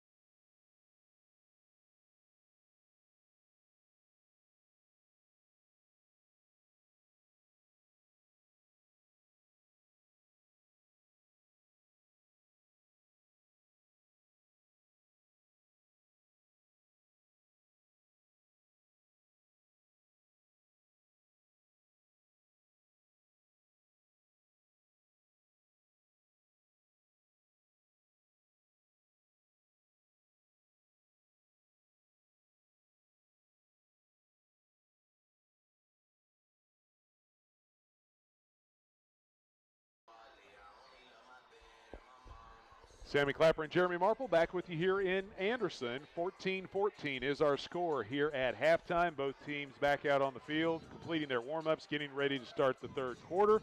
Tonight's broadcast also brought to you in part by MetaPlansPlus.com. Eric Seifert is your local trusted licensed insurance agent for Medicare health insurance plans, dental plans, and much more. Go to MetaPlansPlus.com. And also, I neglected to mention back in the first half, because two of Cassville's first downs were both on scoring plays, that those first downs were brought to you by Superior Metal. They're first in metal roofing. Look them up on Facebook or YouTube and call for a free quote at 888-364-9527, or find online examples of what they can custom build for you. Superior Metal at SuperiorMetalSalesInc.com. Cassville's going to get the football to start the second half. McDonald County lining up to kick it away. Once again, it will be Miguel Mora kicking off for the Mustangs. We got Camden Beebe, and I think that's Mason Bryan over there. They're back at their own 10, 12-yard line and waiting the kick of Mora. 14-14 as we start the second half. Mora gets the whistle, approaches, and hits this one to Camden Beebe, back at his own 10-yard line. Brings it up across the 20, breaks a tackle, 25, 30, 35, and nearly slipped the tackle to get out to the 40-yard line. He would have still had another man or two to beat, but he had a lot of green grass in front of him if he could have slipped that tackle. But a nice job of the coverage unit grabbing a hold of the ankle of Camden Beebe and dropping him at the 38. The dreaded ankle tackle, but nice return that time by Beebe, and blocking by the coverage unit for the Wildcats. Excuse me, the return team of the Wildcats. So good starting field position here to start the second half. As we are underway in the third quarter. Full house backfield this time, double tight. They pitch the ball back to Roark, trying to get to the edge. He's hit as he gets to the line of scrimmage and falls forward back to the 38. So no gain on the play, and it'll bring up second down and 10. Just a little toss sweep there to Roark, trying to go around that left edge. Defended very well by the Mustangs. McDonald County stays with a four-man front. Got some big guys up there in front. They're hard to shove out of the way. Cassville this time sending twin receivers, Roark and Castleberry out wide to the right. They've got a Malone man over on the Cassville side out to the left. They split the backfield behind Jaron Stearns. He's looking to throw. Looks down the left sideline. Instead, dumps it down the middle. He's got Camden Beebe open, but the ball was thrown over his outside shoulder, and Beebe was looking over his inside shoulder, and it falls incomplete. That's a tough catch to make. Pretty good throw by Stearns right there. But that's a tough catch. Beebe trying to go over the helmet, look up, and haul that in. He had gotten a step on the defenders. If they're able to hook up there, that's probably another quick score for the Wildcats. Unfortunately, we're back here looking at third and long. And we saw it last week, and we've already seen it once tonight on the touchdown play. Stearns has an innate ability to drop the ball over the top of the defender right into a hole where his receiver is. Yep, nice touch on the deep ball. Third down and long. Roark on the end around, and he is tripped up after getting out to about the 42-yard line, and it's going to bring up fourth down against the Wildcats. A little end around there to Roark, able to make a man miss and avoid a big collision out there as he got underneath the defender. But the Wildcats are going to have to punt this away. Second time they have had to punt tonight. Colton Roark getting ready to kick it away. Return man back at his own 25. I think that's Rubeck. He was returning kicks back in the first. They nearly got a block on that one. Takes a big bounce, though, as it hits at the 35 and goes all the way down inside the 25, down to the 23.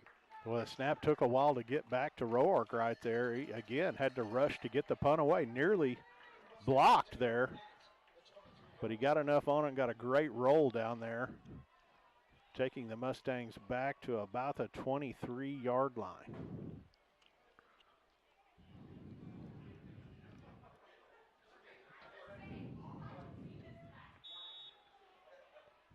Ends up being a 37-yard kick that time. No return. First and 10, McDonald County. at their own 23. They've got twin receivers right and left, but Ryder Martin's going to run the football.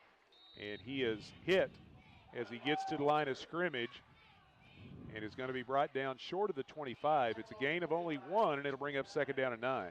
Nice job there, Mason Bryan stepping up to bring Martin down on the play. So 2nd down and long for the Mustangs. Mustangs haven't been in a 2nd and long that much tonight. Wrestler out wide to the right. Gordon comes wide to the left. Soaz stays in the backfield with Ryder Martin. From the shotgun, Martin looking to throw. Quick dump. Throws it out to the tight end, Clarkson, and Clarkson out to the 31-yard line, picks up 7 yards. Just a little quick dump to Clarkson. He just ran straight up the field, turned around. There the football was. Hit at the end of the play there by Mason Bryan once again. I know we're early in the second half, but a big 3rd down play coming up right here. 3rd and 1 inside their own 35. Tie ball game between McDonald County and Cassville. Ryder Martin starts the pass. Now he's going to run. He's got the 1st down. He's got more. He's out across the 40, out to the 43, maybe the 44. Just a little quarterback delay draw right there. He takes the snap, waits a count, and straight up the field he goes. Gain of 13 for Ryder Martin. And it doesn't take him long to get into full speed. I mean, about half a step and he is flying. No, he runs well. He's he's about 6'2", so he gets those long legs turning over. He can get down the field in a hurry. Soaz gets the handoff, runs into a wall of would-be tacklers, is able to scramble for an extra yard or two, takes it across the 45 out to about the 47, maybe the 48. He does get the 48-yard line for a gain of 4.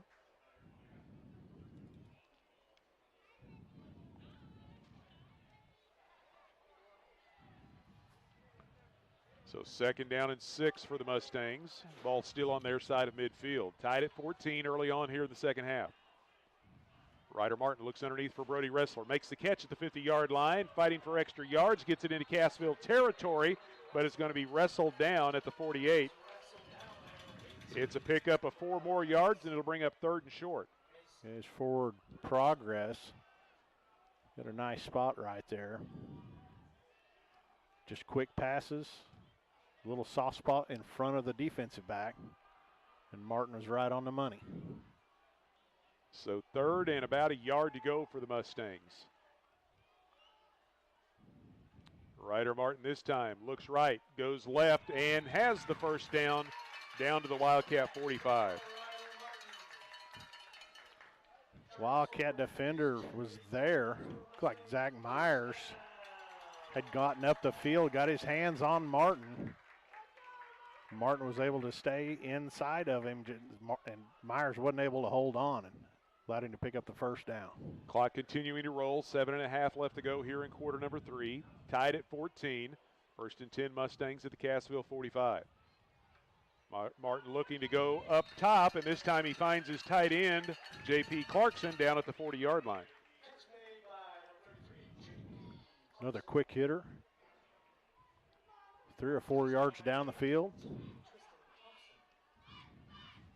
So it'll bring up a 2nd down and 5 now for the Mustangs at the Cassville 40.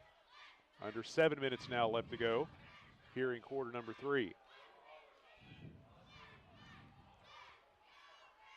Trip receivers out to the left. Martin's going to run that direction. Trying to get to the edge, and he is hit hard at the 39-yard line. Tristan Thompson came up to meet him for a short gain. Good shot by Thompson right there. Martin bent over at the waist. Man, got the wind knocked out of him right there. Nice hit that time by Thompson. So it brings up 3rd and 2 now, maybe 2.5. Mustangs 1 for 2 on 3rd down conversions here in the second half of play. Facing 3rd and short. They give it to Soaz. Soaz with the big line in front of him. He's got the 1st down inside the 35, down to about the 34. Yeah, just the offense, they're just controlling that line of scrimmage, working the ball up and down the field tonight. We talked about the size of these offensive linemen, and we didn't know about the physicality necessarily, but they've played a physical brand of football out here tonight. That's for sure. Yeah, they definitely get a good surge off the snap of the football and give those running backs, Martin and Soaz, a little room to work. So 1st and 10 inside the 35. This time Martin pitches the ball ahead to Wrestler. Wrestler trying to get a block at the 30-yard line, fighting for extra yardage. A flag comes in late as Brody Wrestler finally wrestled down at the 26. It's a pickup of 8, but we'll see what the flag's all about. Yeah, once again, Martin doing a very good job with the ball faking in the backfield, a misdirection.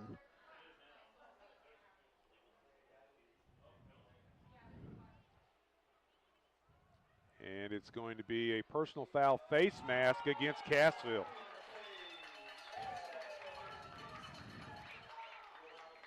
That one's, those hurt.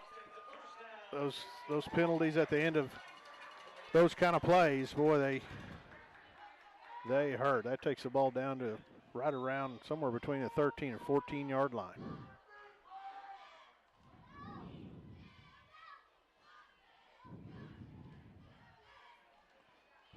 So 1st and 10 for the Mustangs inside the Cassville 15. Here comes Ryder Martin. Breaks the tackle, gets to the edge at the 5, inside the pylon, and it is like deja vu all over again. Right inside that pylon in the east end zone, and the Mustangs have their first lead of the night. Third time tonight, he's gone right there for a touchdown, and it's just speed right there.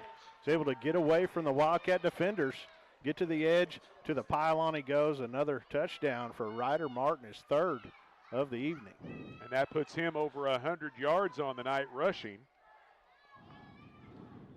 Mustangs on top 20-14, and now they will try the point after. 11 plays, 77 yards. Guess what? Took another 5 minutes off the clock. Boy, that's kind of been the MO for them tonight as well. That's their third drive of the night that's been right around the 5-minute mark. Yeah, they've controlled the line of scrimmage for sure. Kick this time is low as it kind of hooked off the side of the foot of Stephen Benamia. And that's the second missed extra point try of the night, and it stays 20-14 Mustangs after that 12-yard touchdown run for Ryder Martin.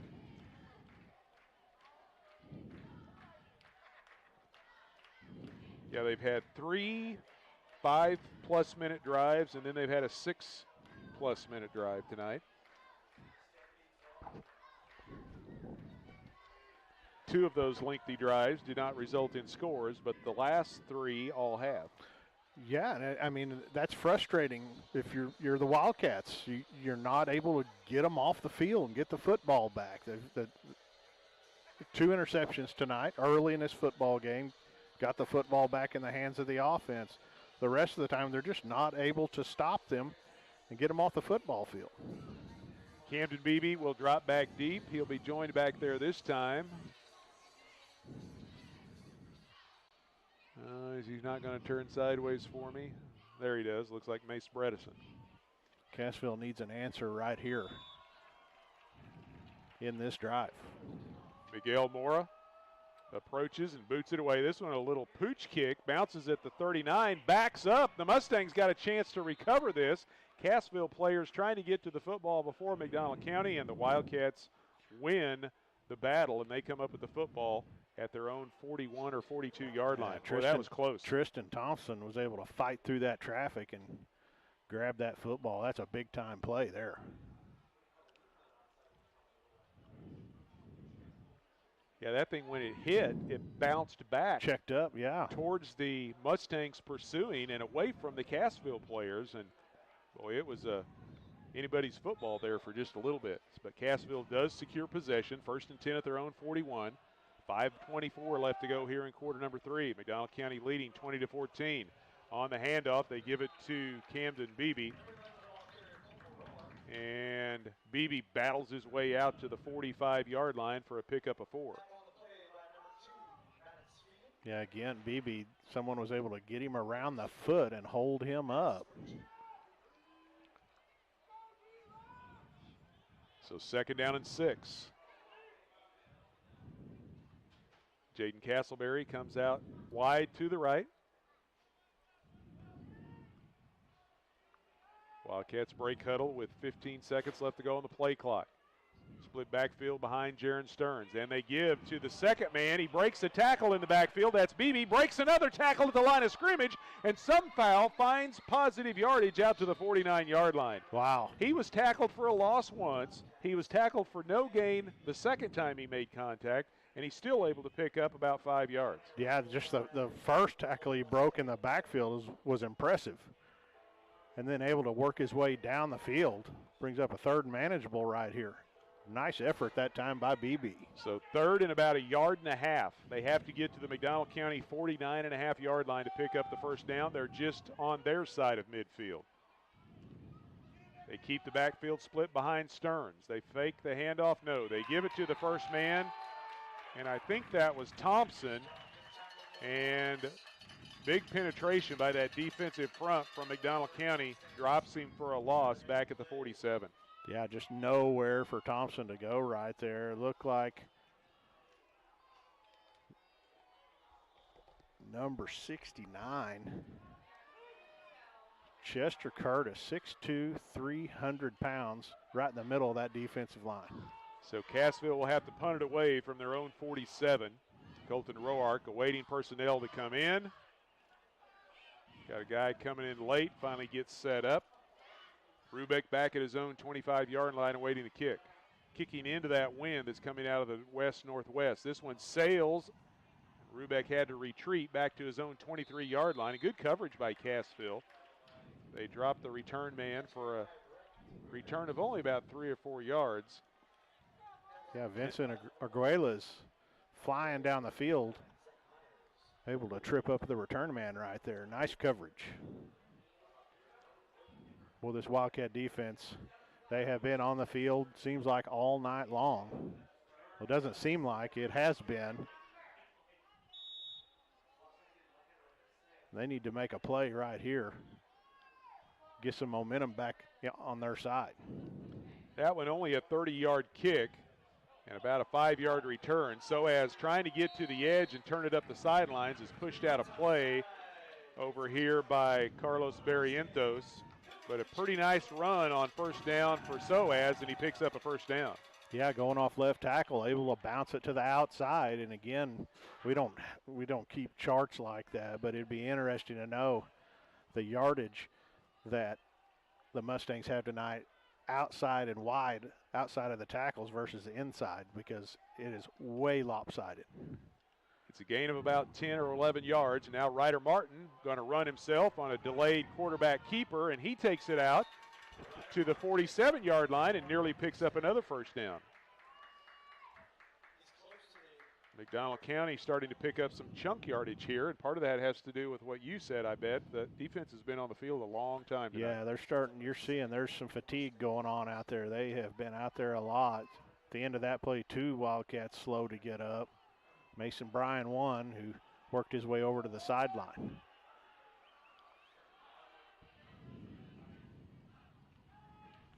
So after the 9-yard pickup for Ryder Martin, it's 2nd down and 1. Long snap count this time. Martin down the line of scrimmage. Breck Rubeck makes the catch behind the line of scrimmage and then turns it upfield. Is knocked down by Andon Gautney out around the 50-yard line. And that will just be enough for another McDonald County first down. Yeah, nice play by Gautney, able to shed his blocker and bring the receiver down, but not before they pick up another first down tonight. Just under 2 minutes left here in the third quarter.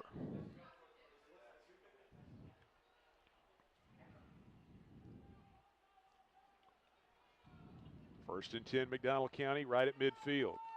They lead it 20-14. And they're moving the football once again. Here comes Ryder Martin on a delayed quarterback keeper and gets into Cassville territory, but not very far, only about 2 or 3 yards. Short gain on first down. It'll bring up 2nd down and long.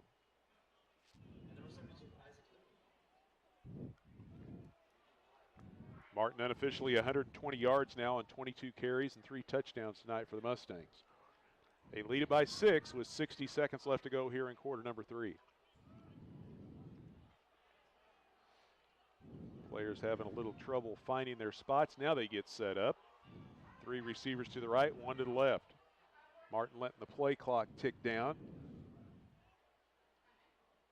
Now he takes the snap, gives it to Soaz. Soaz starts to bounce it outside, then makes a quick cut, and is hit by Tristan Thompson and then brought down by a couple of other Cassville defenders for a short gain. It'll bring up third down. Yeah, nice job by Thompson right there. Got down underneath the pads of Soaz. Really good tackle. And another Wildcat defender going off the field, shaking up a little bit. Looks like Ricky Norris going to get some attention over there on the sideline. So third down and 5 for the Mustangs at the Cassville 45. And again, they're being very slow and deliberate. In fact, they may not snap the football. There's about 3 seconds difference between the play clock and the game clock, and they're going to let the third quarter expire as we head to the fourth here in Anderson. The Mustangs lead the Wildcats 20-14. We'll be back with quarter number 4. You're listening to Big 8 Conference football here on the Talon Network.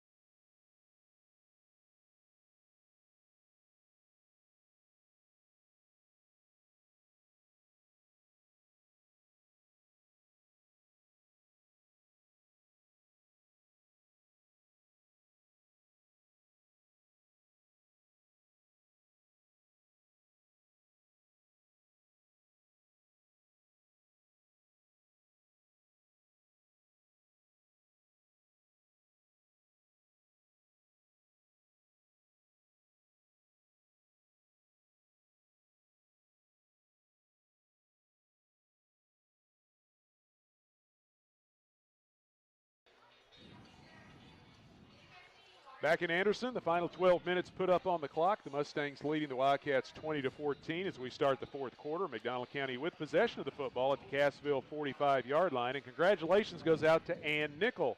She was the first person through on the phone lines tonight. She wins the day pass for 2 people to Silver Dollar City. Congratulations to Ann Nickel, and thanks for listening. Yeah, quick on the draw there. Nice job, Ann. So the Mustangs facing 3rd and 5. They've only converted 1 third down here in the second half. Martin looking to throw, throws it underneath. Catch made by Breck Rubick at the 40. The throw was down around his knees, but he bent over, got possession of the football, and then turns it upfield to the 37 and picks up a first down. Well, he knew where he had to go and got just past the line to gain. And another nice throw out there by Martin. Good catch and another first down. 8 yards on the pickup as the Mustangs move the chains once again. They are continuing to be very deliberate. Time is on their side right now. Ryder Martin with the football, running to the sidelines. He's inside the 30, finally knocked out a play down around the 25-yard line. Mustang fans were wanting a late hit, but no flag comes out. But it's another first down for the Mustangs as they spot it out of play at the 24. Yeah, just another little quarterback delay right there. Martin back in the pocket, holds the football up like he's looking downfield to throw, then just leaks out of there. This time off right tackle, worked his way towards the sideline. Another first down. It's a gain of 13. 1st and 10 Mustangs inside the Cassville 25. Martin with Soaz off his left hip, runs that direction, now cuts it back to the 20 and slides down at the 19-yard line, brought down by Tristan Thompson. Bottled up a little better that time by the Wildcat defense. Still got about 5 yards on the play. Thompson's had a boatload of tackles out here tonight. So 2nd down and 5 now for the Mustangs. Early on here in the fourth quarter, McDonald County leading 20-14. Tonight's fourth quarter brought to you by First State Bank in Cassville. Convert an opportunity into reality at First State Bank of Cassville. 2nd down and 5. They overload the right side. Now they bring Wyatt Gordon in motion. And a little miscommunication there in the backfield. Leo Soaz went the wrong direction, I believe, and Ryder Martin was wanting to hand him the football on one side, and Soaz went the other. They finally got the handoff completed, and Soaz takes it down to the 15 for a pickup of 4. Yeah, just kind of ran into each other there in the backfield. Still get positive yardage out of the play. You saw Ryder Martin kind of hanging on to his left leg there. I don't know whether the collision with his running back, or maybe he got his foot stepped on. Couldn't tell, but he appears to be all right now. So 3rd down and a yard to go. Mustangs give it to Soaz again, using that big offensive line, trying to get a push. But this time the Cassville defense kind of stiffens a little bit. Tristan Thompson along with a couple of others in there. And it looks like they're going to drop him for about a half a yard loss, and it's going to bring up 4th down. Yeah, Thompson coming on the blitz from the backside, able to bring the ball carrier down. Big play that time by Thompson. Talk about a big play right here, this 4th down. Trying to keep it a one-possession ball game right now with 9:25 left to play in the 4th quarter. Cassville down by 6. Mustangs line up to go for it. 4th down and 2 at the Cassville 16. Ryder Martin going to run it himself. He's got Soaz out in front, hits at the 15 and spins off a contact and picks up the 1st down. Wow.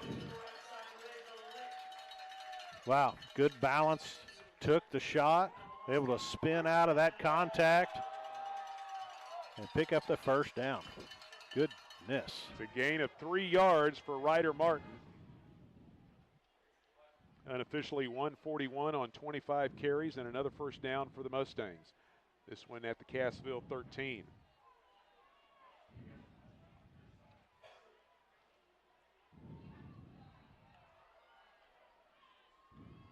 They've had the ball for 4 minutes. Now the ball is loose.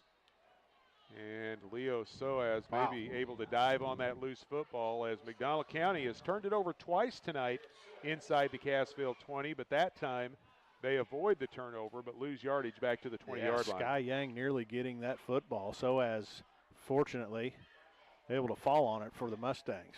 Yang nearly had a big play. So that'll turn a 2nd and 10 a 1st and 10 into a 2nd and about 18. 3 receivers split out wide to the left. Wyatt Gordon over here on the near side all by himself. Ryder Martin calls for the football, looks underneath, pass is complete down at the 15-yard line. Another little quick hitter to J.P. Clarkson. They've used that play effectively throughout much of the night, and it's a pickup of 5 yards, and it'll bring up 3rd and 12. You know, little short dink and dunks like that, very high percentage, kind of an extension of the run game, if just to be honest, their passes, but, little 3-4 yard chunk plays, and they've completed several of those tonight. So 3rd and 12 from the Cassville 15. McDonald County just 1 for 5 on 3rd down conversion attempts here in the 2nd half. Man comes in motion. That's Ressler. And they give him the football. Trying to get a block from Soaz. Moves it inside the 15 down to the 13. And it's going to bring up 4th down. Well, nice job right there on the jet sweep. Thompson again putting a shot on the ball carrier. 7.5 minutes to go in this one. 4th and a little over 10. They're behind the chains right now. Once again, big 4th down play right here. Wildcats need a stop. Down by only 6 after a couple of missed conversions tonight by the Mustangs. Keeps hopes alive for the Cassville Wildcats, but they need a big stop right here on 4th and long. Ryder Martin looking to throw. Has some time. Now he's going to run.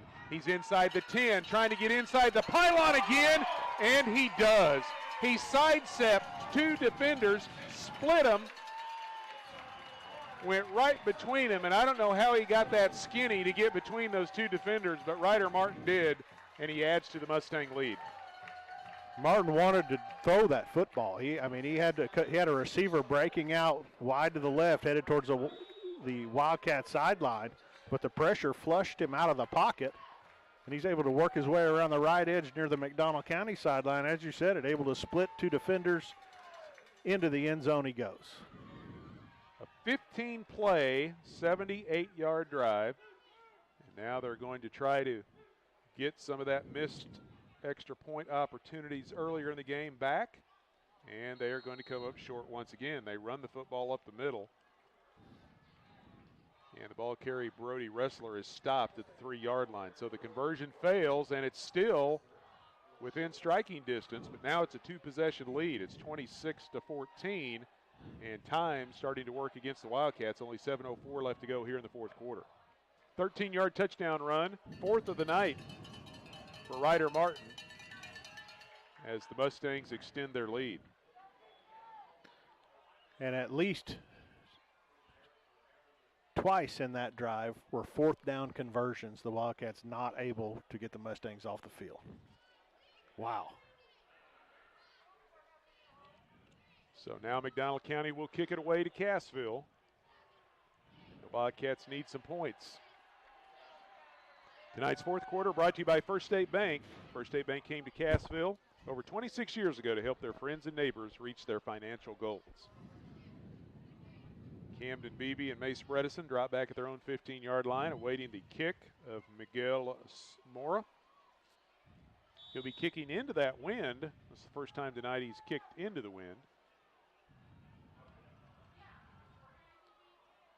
And it's not like it's a super strong breeze, but it's enough to affect the football just a little bit. This is a squib kick, scooped up by Beebe back at his own 22-yard line, and he quickly races out close to the 40 and gets Cassville with some decent starting field position. Yeah, another nice return there by Beebe. This would be a good time for one of those quick strike touchdowns the Wildcats have had tonight. Get some points on the board, turn around, get a stop, and give yourself a chance to win the ball game. They're down 2 possessions now. 1st and 10 Wildcats at their own 39.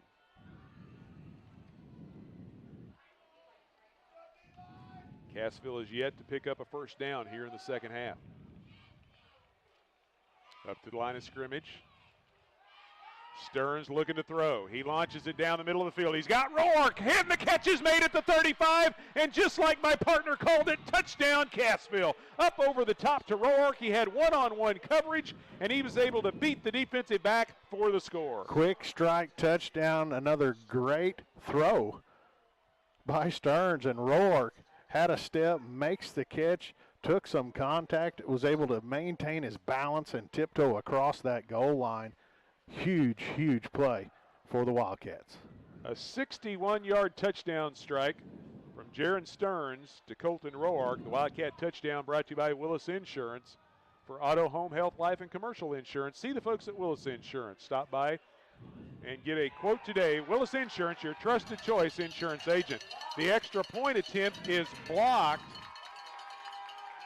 So it is 26-20 with 6:51 left. After the blocked PAT. The extra point attempt brought to you by Berry Electric Cooperative. Internet reliability is spelled go back in Berry County.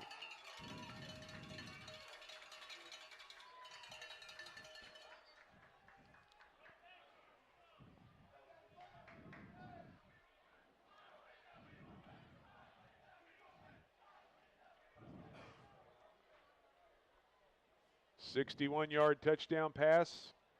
Gets the Wildcats back to within a single possession, but the extra point is blocked. And now the Wildcats set to kick it away. Wildcat kickoff brought to you by Lane Stubblefield and Reese Nichols. From one Wildcat to another, they want to be your real estate agents. Find out all they have to offer online at lane.reesenichols.com.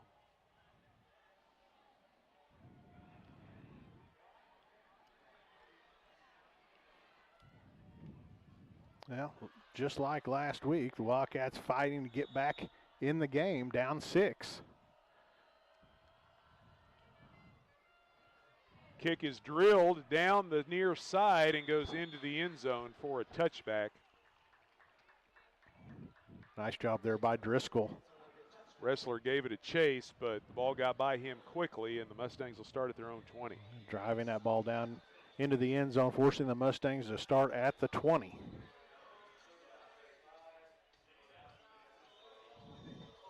And this Wildcat defense desperate for a stop. right here to get that football back. 6:51 remaining in the ball game, down 6.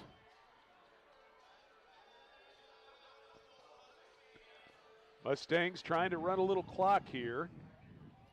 We've been seeing them being way more deliberate on their possessions here in the second half, letting precious seconds tick away from the Wildcats. And on first down, the Mustangs going to run the football. Off right tackle comes Leo Soaz, and he takes it out to the 26 for a gain of 6.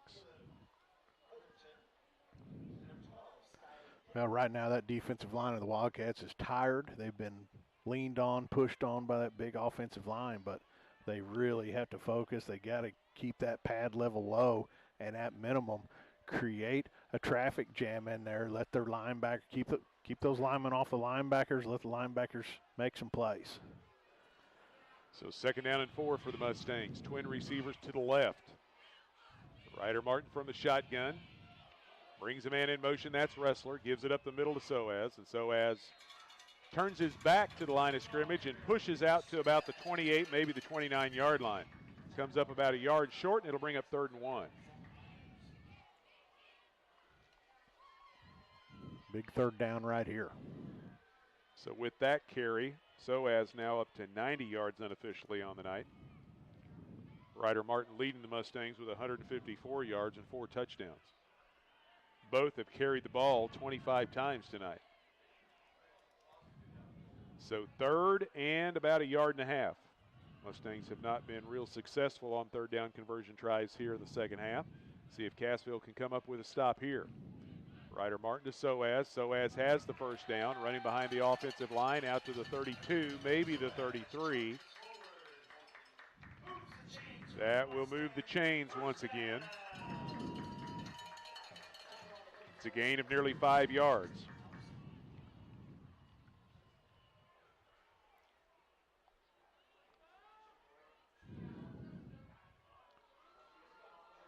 Mustangs in no hurry to break that huddle. 5 minutes remaining in the game now. 27 first downs picked up tonight by McDonald County. 27 first downs. 1st and 10 at their own 33. Ryder Martin gives it to Soaz. This time he's hammered at the line of scrimmage and then hit again. Fighting for extra yardage, hangs on to the football. Good pursuit by the Cassville defenders. And it'll be little to no gain. They may give him about a half a yard, nose of the football out, touching the 34, and it'll bring up 2nd down. Well, there's a start. Put them in a 2nd and long situation right here. Hopefully you're able to get them into a 3rd and long and get them off the field. McDonald County taking their time, coming up to the line of scrimmage, letting every second of that play clock tick away. We're under 10 seconds left in the play clock. They've got 3 receivers out wide to the left. And Ryder Martin looking that direction. Now he tucks it under his wing and wanting to run, and he is hit and dropped for another short gain. Good defensive pursuit that time. Baxton Cornell, one of the guys to get to him quickly. And it's a pickup of only 1, and it'll bring up 3rd and 8. Yeah, Cornell from his linebacker position had gotten out there in coverage in the flat. And a nice job bringing Martin down there. And the 3rd and long, just as we talked about it just a moment ago, this is where they want them. Well, we've got an official's timeout. I never really saw him point to one sideline or the other. Maybe McDonald County did call for the timeout. Coach Kellen Hoover was talking with the referee. Now they're saying, nope, it's not a timeout. Come back out. So I don't know what the question was about. I'm not sure. McDonald County sideline had a question for the referee, and they took a little time to sort out what that was, but they're winding the clock again. We're under 3.5 left to go. McDonald County facing 3rd down and 8. And again, they're taking their time coming out of the huddle. They've got a 6-point lead, so they're going to milk the clock for every second they can. Ryder Martin, flag comes out and whistles sound. As Martin got the snap, but flag went flying high in the air from the near side. And it looks like might have had some movement, or maybe somebody lined up off sides. Mustangs are walking backwards, so and it will be movement against McDonald County. The penalty drawn by the Mustangs, brought to you by the Rib Steakhouse. They're the area's go-to for the best steaks, barbecue, fish, chicken, and more. They're open Wednesday through Saturday, 3 to 9, with specials every night at the Rib. Yeah, big penalty right there. So that'll move it back to the 30-yard line with 3 minutes left to go and the clock continuing to run. Cassville's got to get the ball back, but McDonald County facing third down and about 13. Ryder Martin wanting to throw. He's got a little time. Lets her fly. His deepest pass of the night is underthrown, but the receiver sees it's underthrown, comes back to the football, and makes the catch for the first down. Wow. And that was Breck Rubeck. Ryder Martin throwing into that wind. The ball hung up on him, but Rubeck recognized it, came back inside the defender, and made the reception. Barrientos right there with him. Perfect coverage. Saw the receiver coming back. He tried to get his head turned around and find the football. By the time he got his eyes up there, the ball dropped right into the receiver's hands. He was right in the hip pocket of the receiver. Wow. 32-yard completion on third down and long. And the Mustangs are in Cassville territory at the Wildcat 38. And we're down to 2 minutes left to go. Cassville showing blitz. Ryder Martin bounces to the outside over near the Cassville sideline, keeps his feet underneath him and stays in bounds. So a headsy play right there. He didn't want to go out of bounds and stop the clock. He wanted to stay in play and keep that clock moving, and Cassville has to use a timeout. Yeah, they're going to burn one here. 2:03 remaining in the game. Wow, that's a dagger. Long throw down the field. Great coverage. Great coverage until the catch was made. Barrientos right there with him. Just didn't get his head turned around in time as the ball dropped in. Big gain. Third and long situation, and that Mustangs convert. If they are able to hang on and win this football game, that'll be the key play for them right there. Sure, certainly. 3rd and 13. Wildcats have an opportunity. Deep in their own territory, Wildcats have an opportunity to force a punt. And you can really see the wind starting to pick up, too, out of the north-northwest. The flags are really blowing, so that pass kind of hung up in the air. He got it way up high. He was trying to throw it over the top of the defender, and instead it got hung up in the wind and came up short, but Rubeck was able to recognize it and sneak back underneath and make the reception. Timeout on the field brought to you by Security Bank of Southwest Missouri. They've got all types of loans. They also have mobile banking, ATMs, multiple branches. You can still go into the lobby and see your personal banker. You just described Security Bank, member FDIC. Second down and about 7 to go. Cassville again showing blitz. A couple of linebackers sneaking up along the line of scrimmage, and here they come. And Soaz busts through, breaks a tackle down the middle of the field, inside the 5, dive into the end zone. He's going to be brought down at the 1-yard line.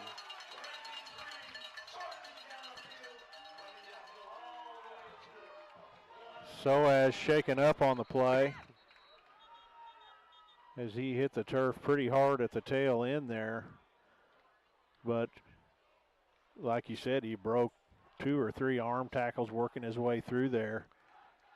Just low center of gravity, hard to get down into his legs.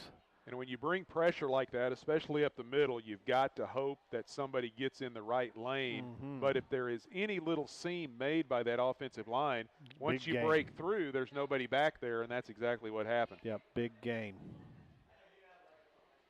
And the little powerfully built running back was able to pick up 34 yards. It's 1st and goal from the 1 with 1:53 left, and the Mustangs with an opportunity to maybe seal away this win. Cassville will try to keep him out, but we'll see what goes on here with the injured player on the field, and he's going to be helped to the sidelines. Not sure what happened, whether he got a leg twisted up underneath him or now he's trying to put a little weight on one of those legs, but they're actually carrying him off the field. And wow, hope he's all right. Yeah, that one leg is just dangling free. He cannot put any pressure on that thing at all. So you're exactly right. Hopefully he's okay. They're going to bring him to the sidelines and get him down off the turf, and the medical staff's going to be attending to him.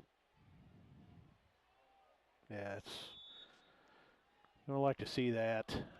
Injuries to high school football players, that's rough. The clock is running. Minute 45 to go. First and goal from, I guess, about the 2.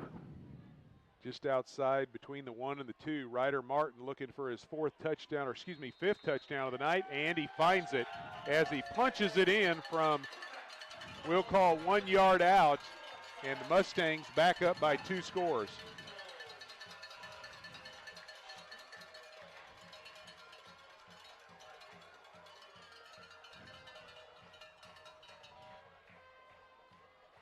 Mm-mm-mm.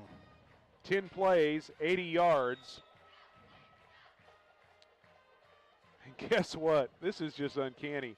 Another, and I'm not exact on my time of possession, but I'm within 10 or 12 seconds either way. But it's another right around 5-minute drive.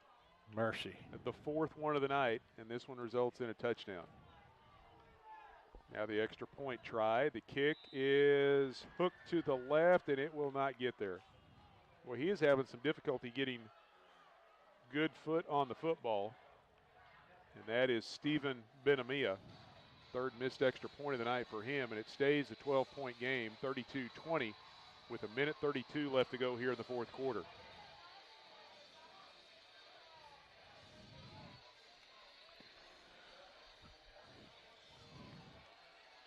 Mustangs looking to improve to 2-0 here in 2025. As we were talking in the pregame, last year, McDonald County only won 2 games the entire season. But they got a lot of returning players, especially up front, and they are senior dominated this year. Well, they're big up front in the trenches, both sides of the football. They've got a very talented quarterback. We've obviously seen him use his legs tonight, and his ability to throw the football has been there as well. Dual threat weapon. Well, we've seen Cassville with some quick scoring plays earlier tonight and even last week, so let's see if they can do it again. This time a low kick, bounces in front of the return man. That's Bredesen. He picks it up and trying to get to the Cassville sideline, takes it out across the 25. And fights his way out to around the 30. 1:21 left here in the 4th quarter.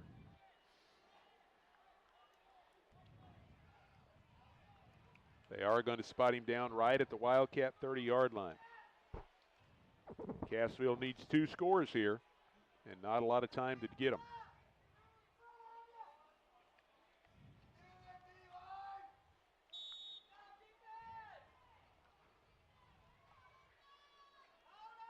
Wildcats send Bredesen and Roark out wide to the right.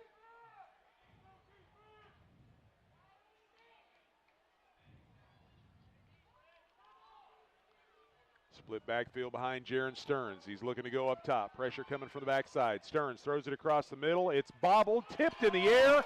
And did the Mustangs come down with the football, trying to get to Colton Roark. And the ball was popped up into the air. And the Mustangs have intercepted the pass, and they'll take over at their own 45. Yeah, Roark running a deep crossing route, started over here near the Mack County sideline, worked his way all the way across the field in a little bit of traffic. Stearns put the ball out there. Ball was tipped again, intercepted. And the Mustangs can kneel this one out and go 2-0 on the season. Cassville does have a couple of timeouts, but we'll see how they want to work this, but they're down by 2 scores.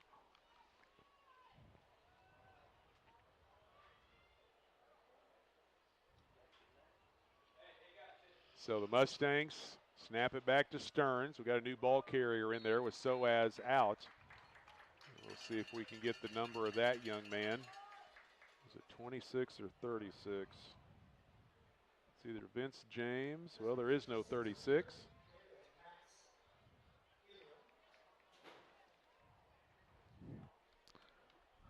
26, I believe. Yep, Vince James, 5'9", 230-pound junior. Just another small in height, but thick running back.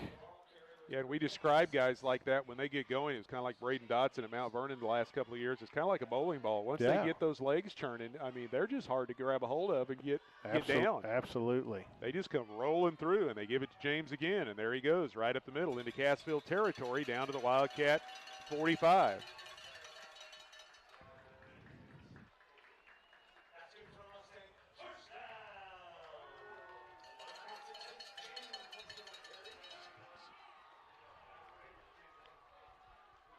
And that's going to do it.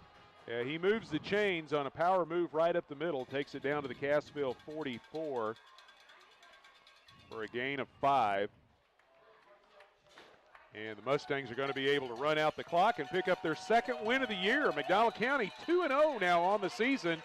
After they go to Lamar and beat the Tigers last week, they come back home and pick up a 32-20 victory over the Cassville Wildcats here tonight. And on the flip side of that, the Wildcats dropped to 0-2. Two very physical, tough football games to start this football season. And the Wildcats are going to go back to the drawing board defensively. They've got to find a way to stop the run. That's just it in a nutshell. You got to be able to stop the run, and they haven't really been able to do that yet in the first two games of this one. Yeah, Seneca running for over 400 yards last week, and McDonald County looks like right now just guesstimating here close to 3 tonight. We'll get the official numbers a little bit later on as we start adding things up in the postgame, but the Mustangs pick up a big win, 32-20. They've already matched their win total from 2024 in the first 2 weeks of 2025. Yep, they've got a good club. Defensively, again, they're big, physical, and when you can run the ball like they ran it tonight, you're going to win some games.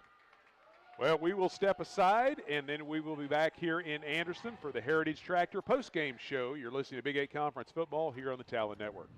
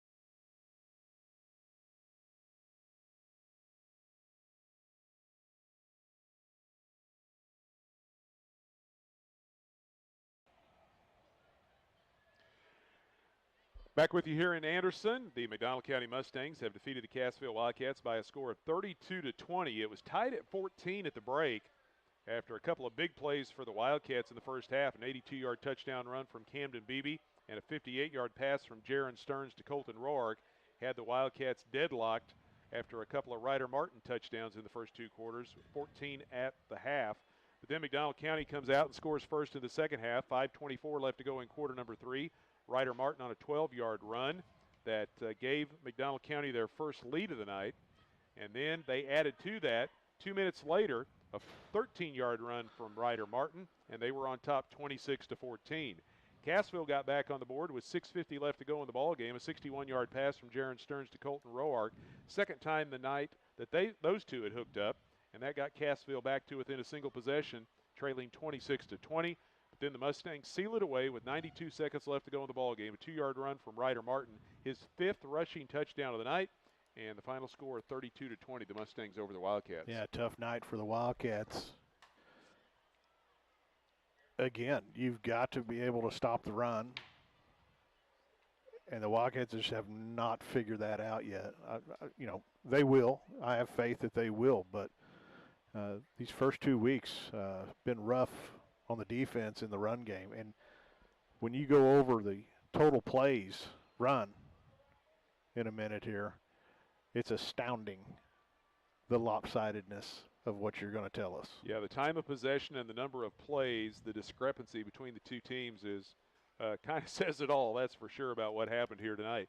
We're going to jump into the Heritage Tractor postgame show. Heritage Tractor is your local John Deere dealer. They offer new and used equipment for your backyard, farm, or ranch. They've got equipment ranging from construction and compact utility tractors all the way to lawnmowers and recreational vehicles, and they work hard to find the right products for you. Heritage Tractor, stop by and visit them or go online to heritagetractor.com. All right, looking at the stats for tonight's ball game, we'll start with the team stats. McDonald County 62 rushes for 313 yards. Cassville 12 rushes for 109 yards. Mustangs completed 14 of 19 passes for 133. Cassville completed 2 of 4 for 119, but both of those completions were for touchdowns. 446 total yardage for the Mustangs, 228 for Cassville, but the Mustangs with 31 first downs. Cassville only had 5. McDonald County turned it over twice. Cassville turned it over once. The Wildcats were penalized 4 times for 34 yards. The Mustangs 3 flags against them for 20 yards. Cassville punted 3 times for 35 yards. McDonald County did not punt the football tonight. Unofficially, and this is very unofficial, I always say my stats are a long ways from being official stats, but we try to do our best to get some numbers each night we broadcast. Cassville, 19 total plays. McDonald County, 85. The Mustangs had somewhere between 36 and 37 minutes time of possession. Cassville just a little over 11. It's unbelievable. That's as lopsided as I've heard of. And give credit to the Mustangs. They had their game plan. They ran the ball. They took care of the line of scrimmage. They moved the chain. How many first downs? 31. 31 first downs. Wow, they came out and took it tonight. Look at some of the individual numbers for McDonald County. Ryder Martin, the quarterback, ran for unofficially 159 yards on 29 carries, and he scored 5 touchdowns.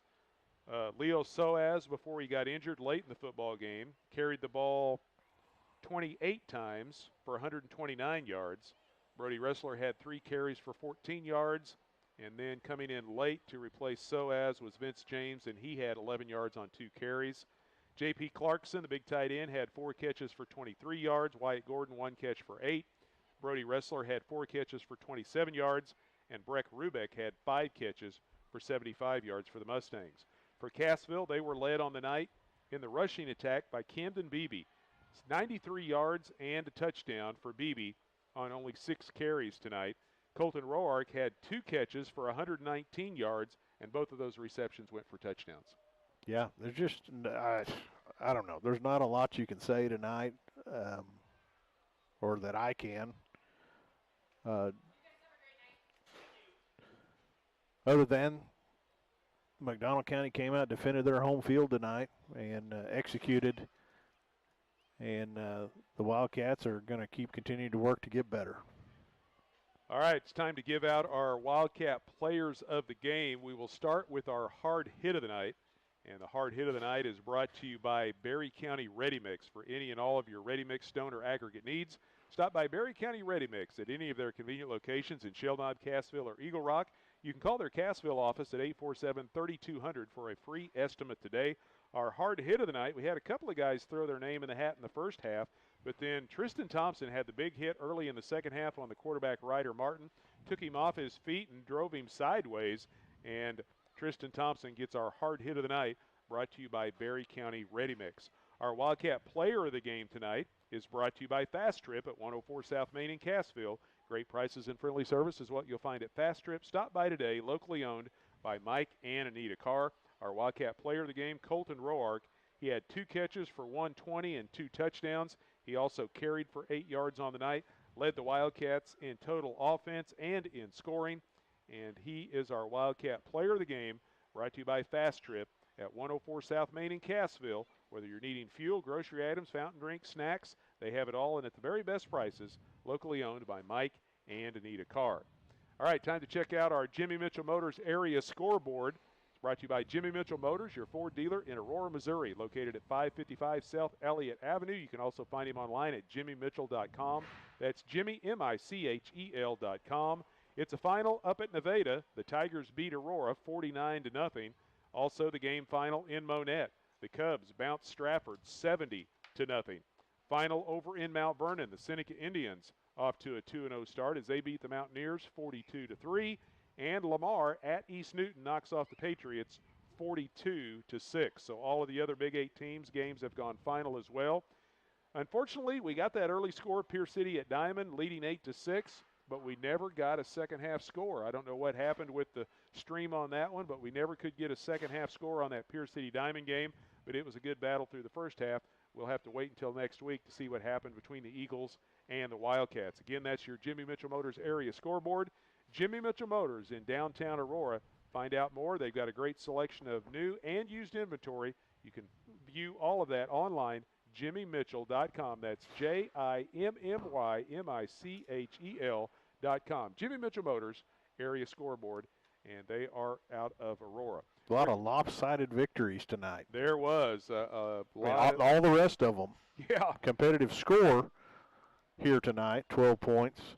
But, I mean, those were severely lopsided scores for the rest of the Big 8. Last week we had a lot of close ball games and a lot of points put on the board. This week it was a lot of one-sided ball games. This was actually the closest game score-wise, but the stat sheet, it wasn't quite as close. But the Wildcats were able to hang in with some big plays, some big touchdown runs and touchdown passes to keep them in the ball game here in week number 2. Well, now Cassville will move on.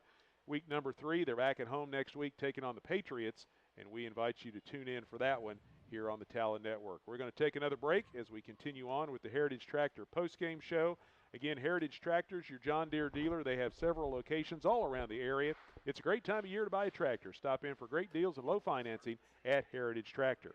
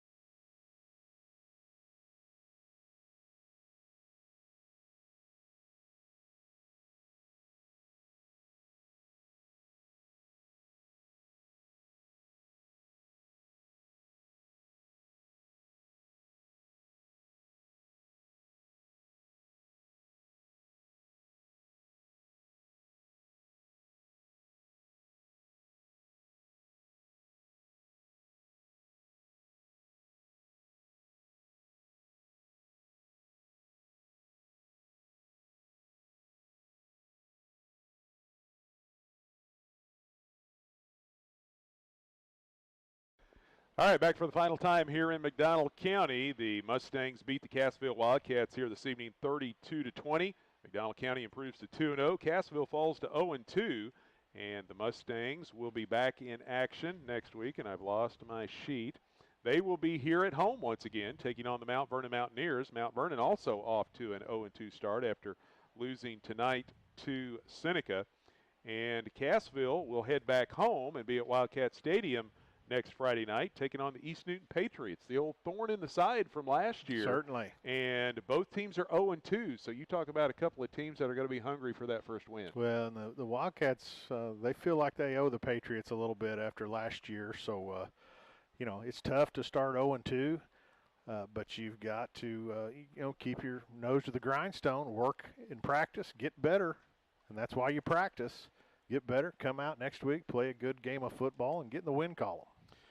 Well, that's going to wrap things up for our broadcast here this evening. We appreciate everyone for tuning in and joining us. We also want to congratulate Ann Nickel again for winning the Silver Dollar City Pass, and appreciate her listening into the broadcast as well. Thanks to all the folks here at McDonald County for the courtesies, Athletic Director Bo Bergen and all of his staff. Hey, we were actually back in the press box this time, so that was nice. And it ended up not raining, which is the craziest thing because we were worried about having a place to be out of the weather. They found us a spot in the press box, and then it ends up not raining a drop all night. But I'll take it. Yeah, I said all I needed to say last week about this press box, but we were inside, so it was nice. We had a roof over our head. That's exactly right. Also, I'd like to thank all of our sponsors for helping support tonight's broadcast on web TV and on the radio. We like to thank those folks each and every time we sign off because they're the ones that help us get these games on the airwaves, and without their support, we could not broadcast the high school sports that we do on the Talent Sports Network. So a big thank you to all of our sponsors and supporters, and you'll be hearing them again here in the postgame wrap-up. Thanks to my partners, Jeremy and Todd, for setting in alongside again this week, and we'll be back with you next Friday night from Wildcat Stadium in Cassville as the Wildcats host the East Newton Patriots, and that one's set for another 7 o'clock kickoff. Once again, our final score here in McDonald County, the Mustangs over the Cassville Wildcats 32-20. Speaking for Todd and Jeremy, this is Sammy Clapper saying thanks for joining us and good night from Anderson.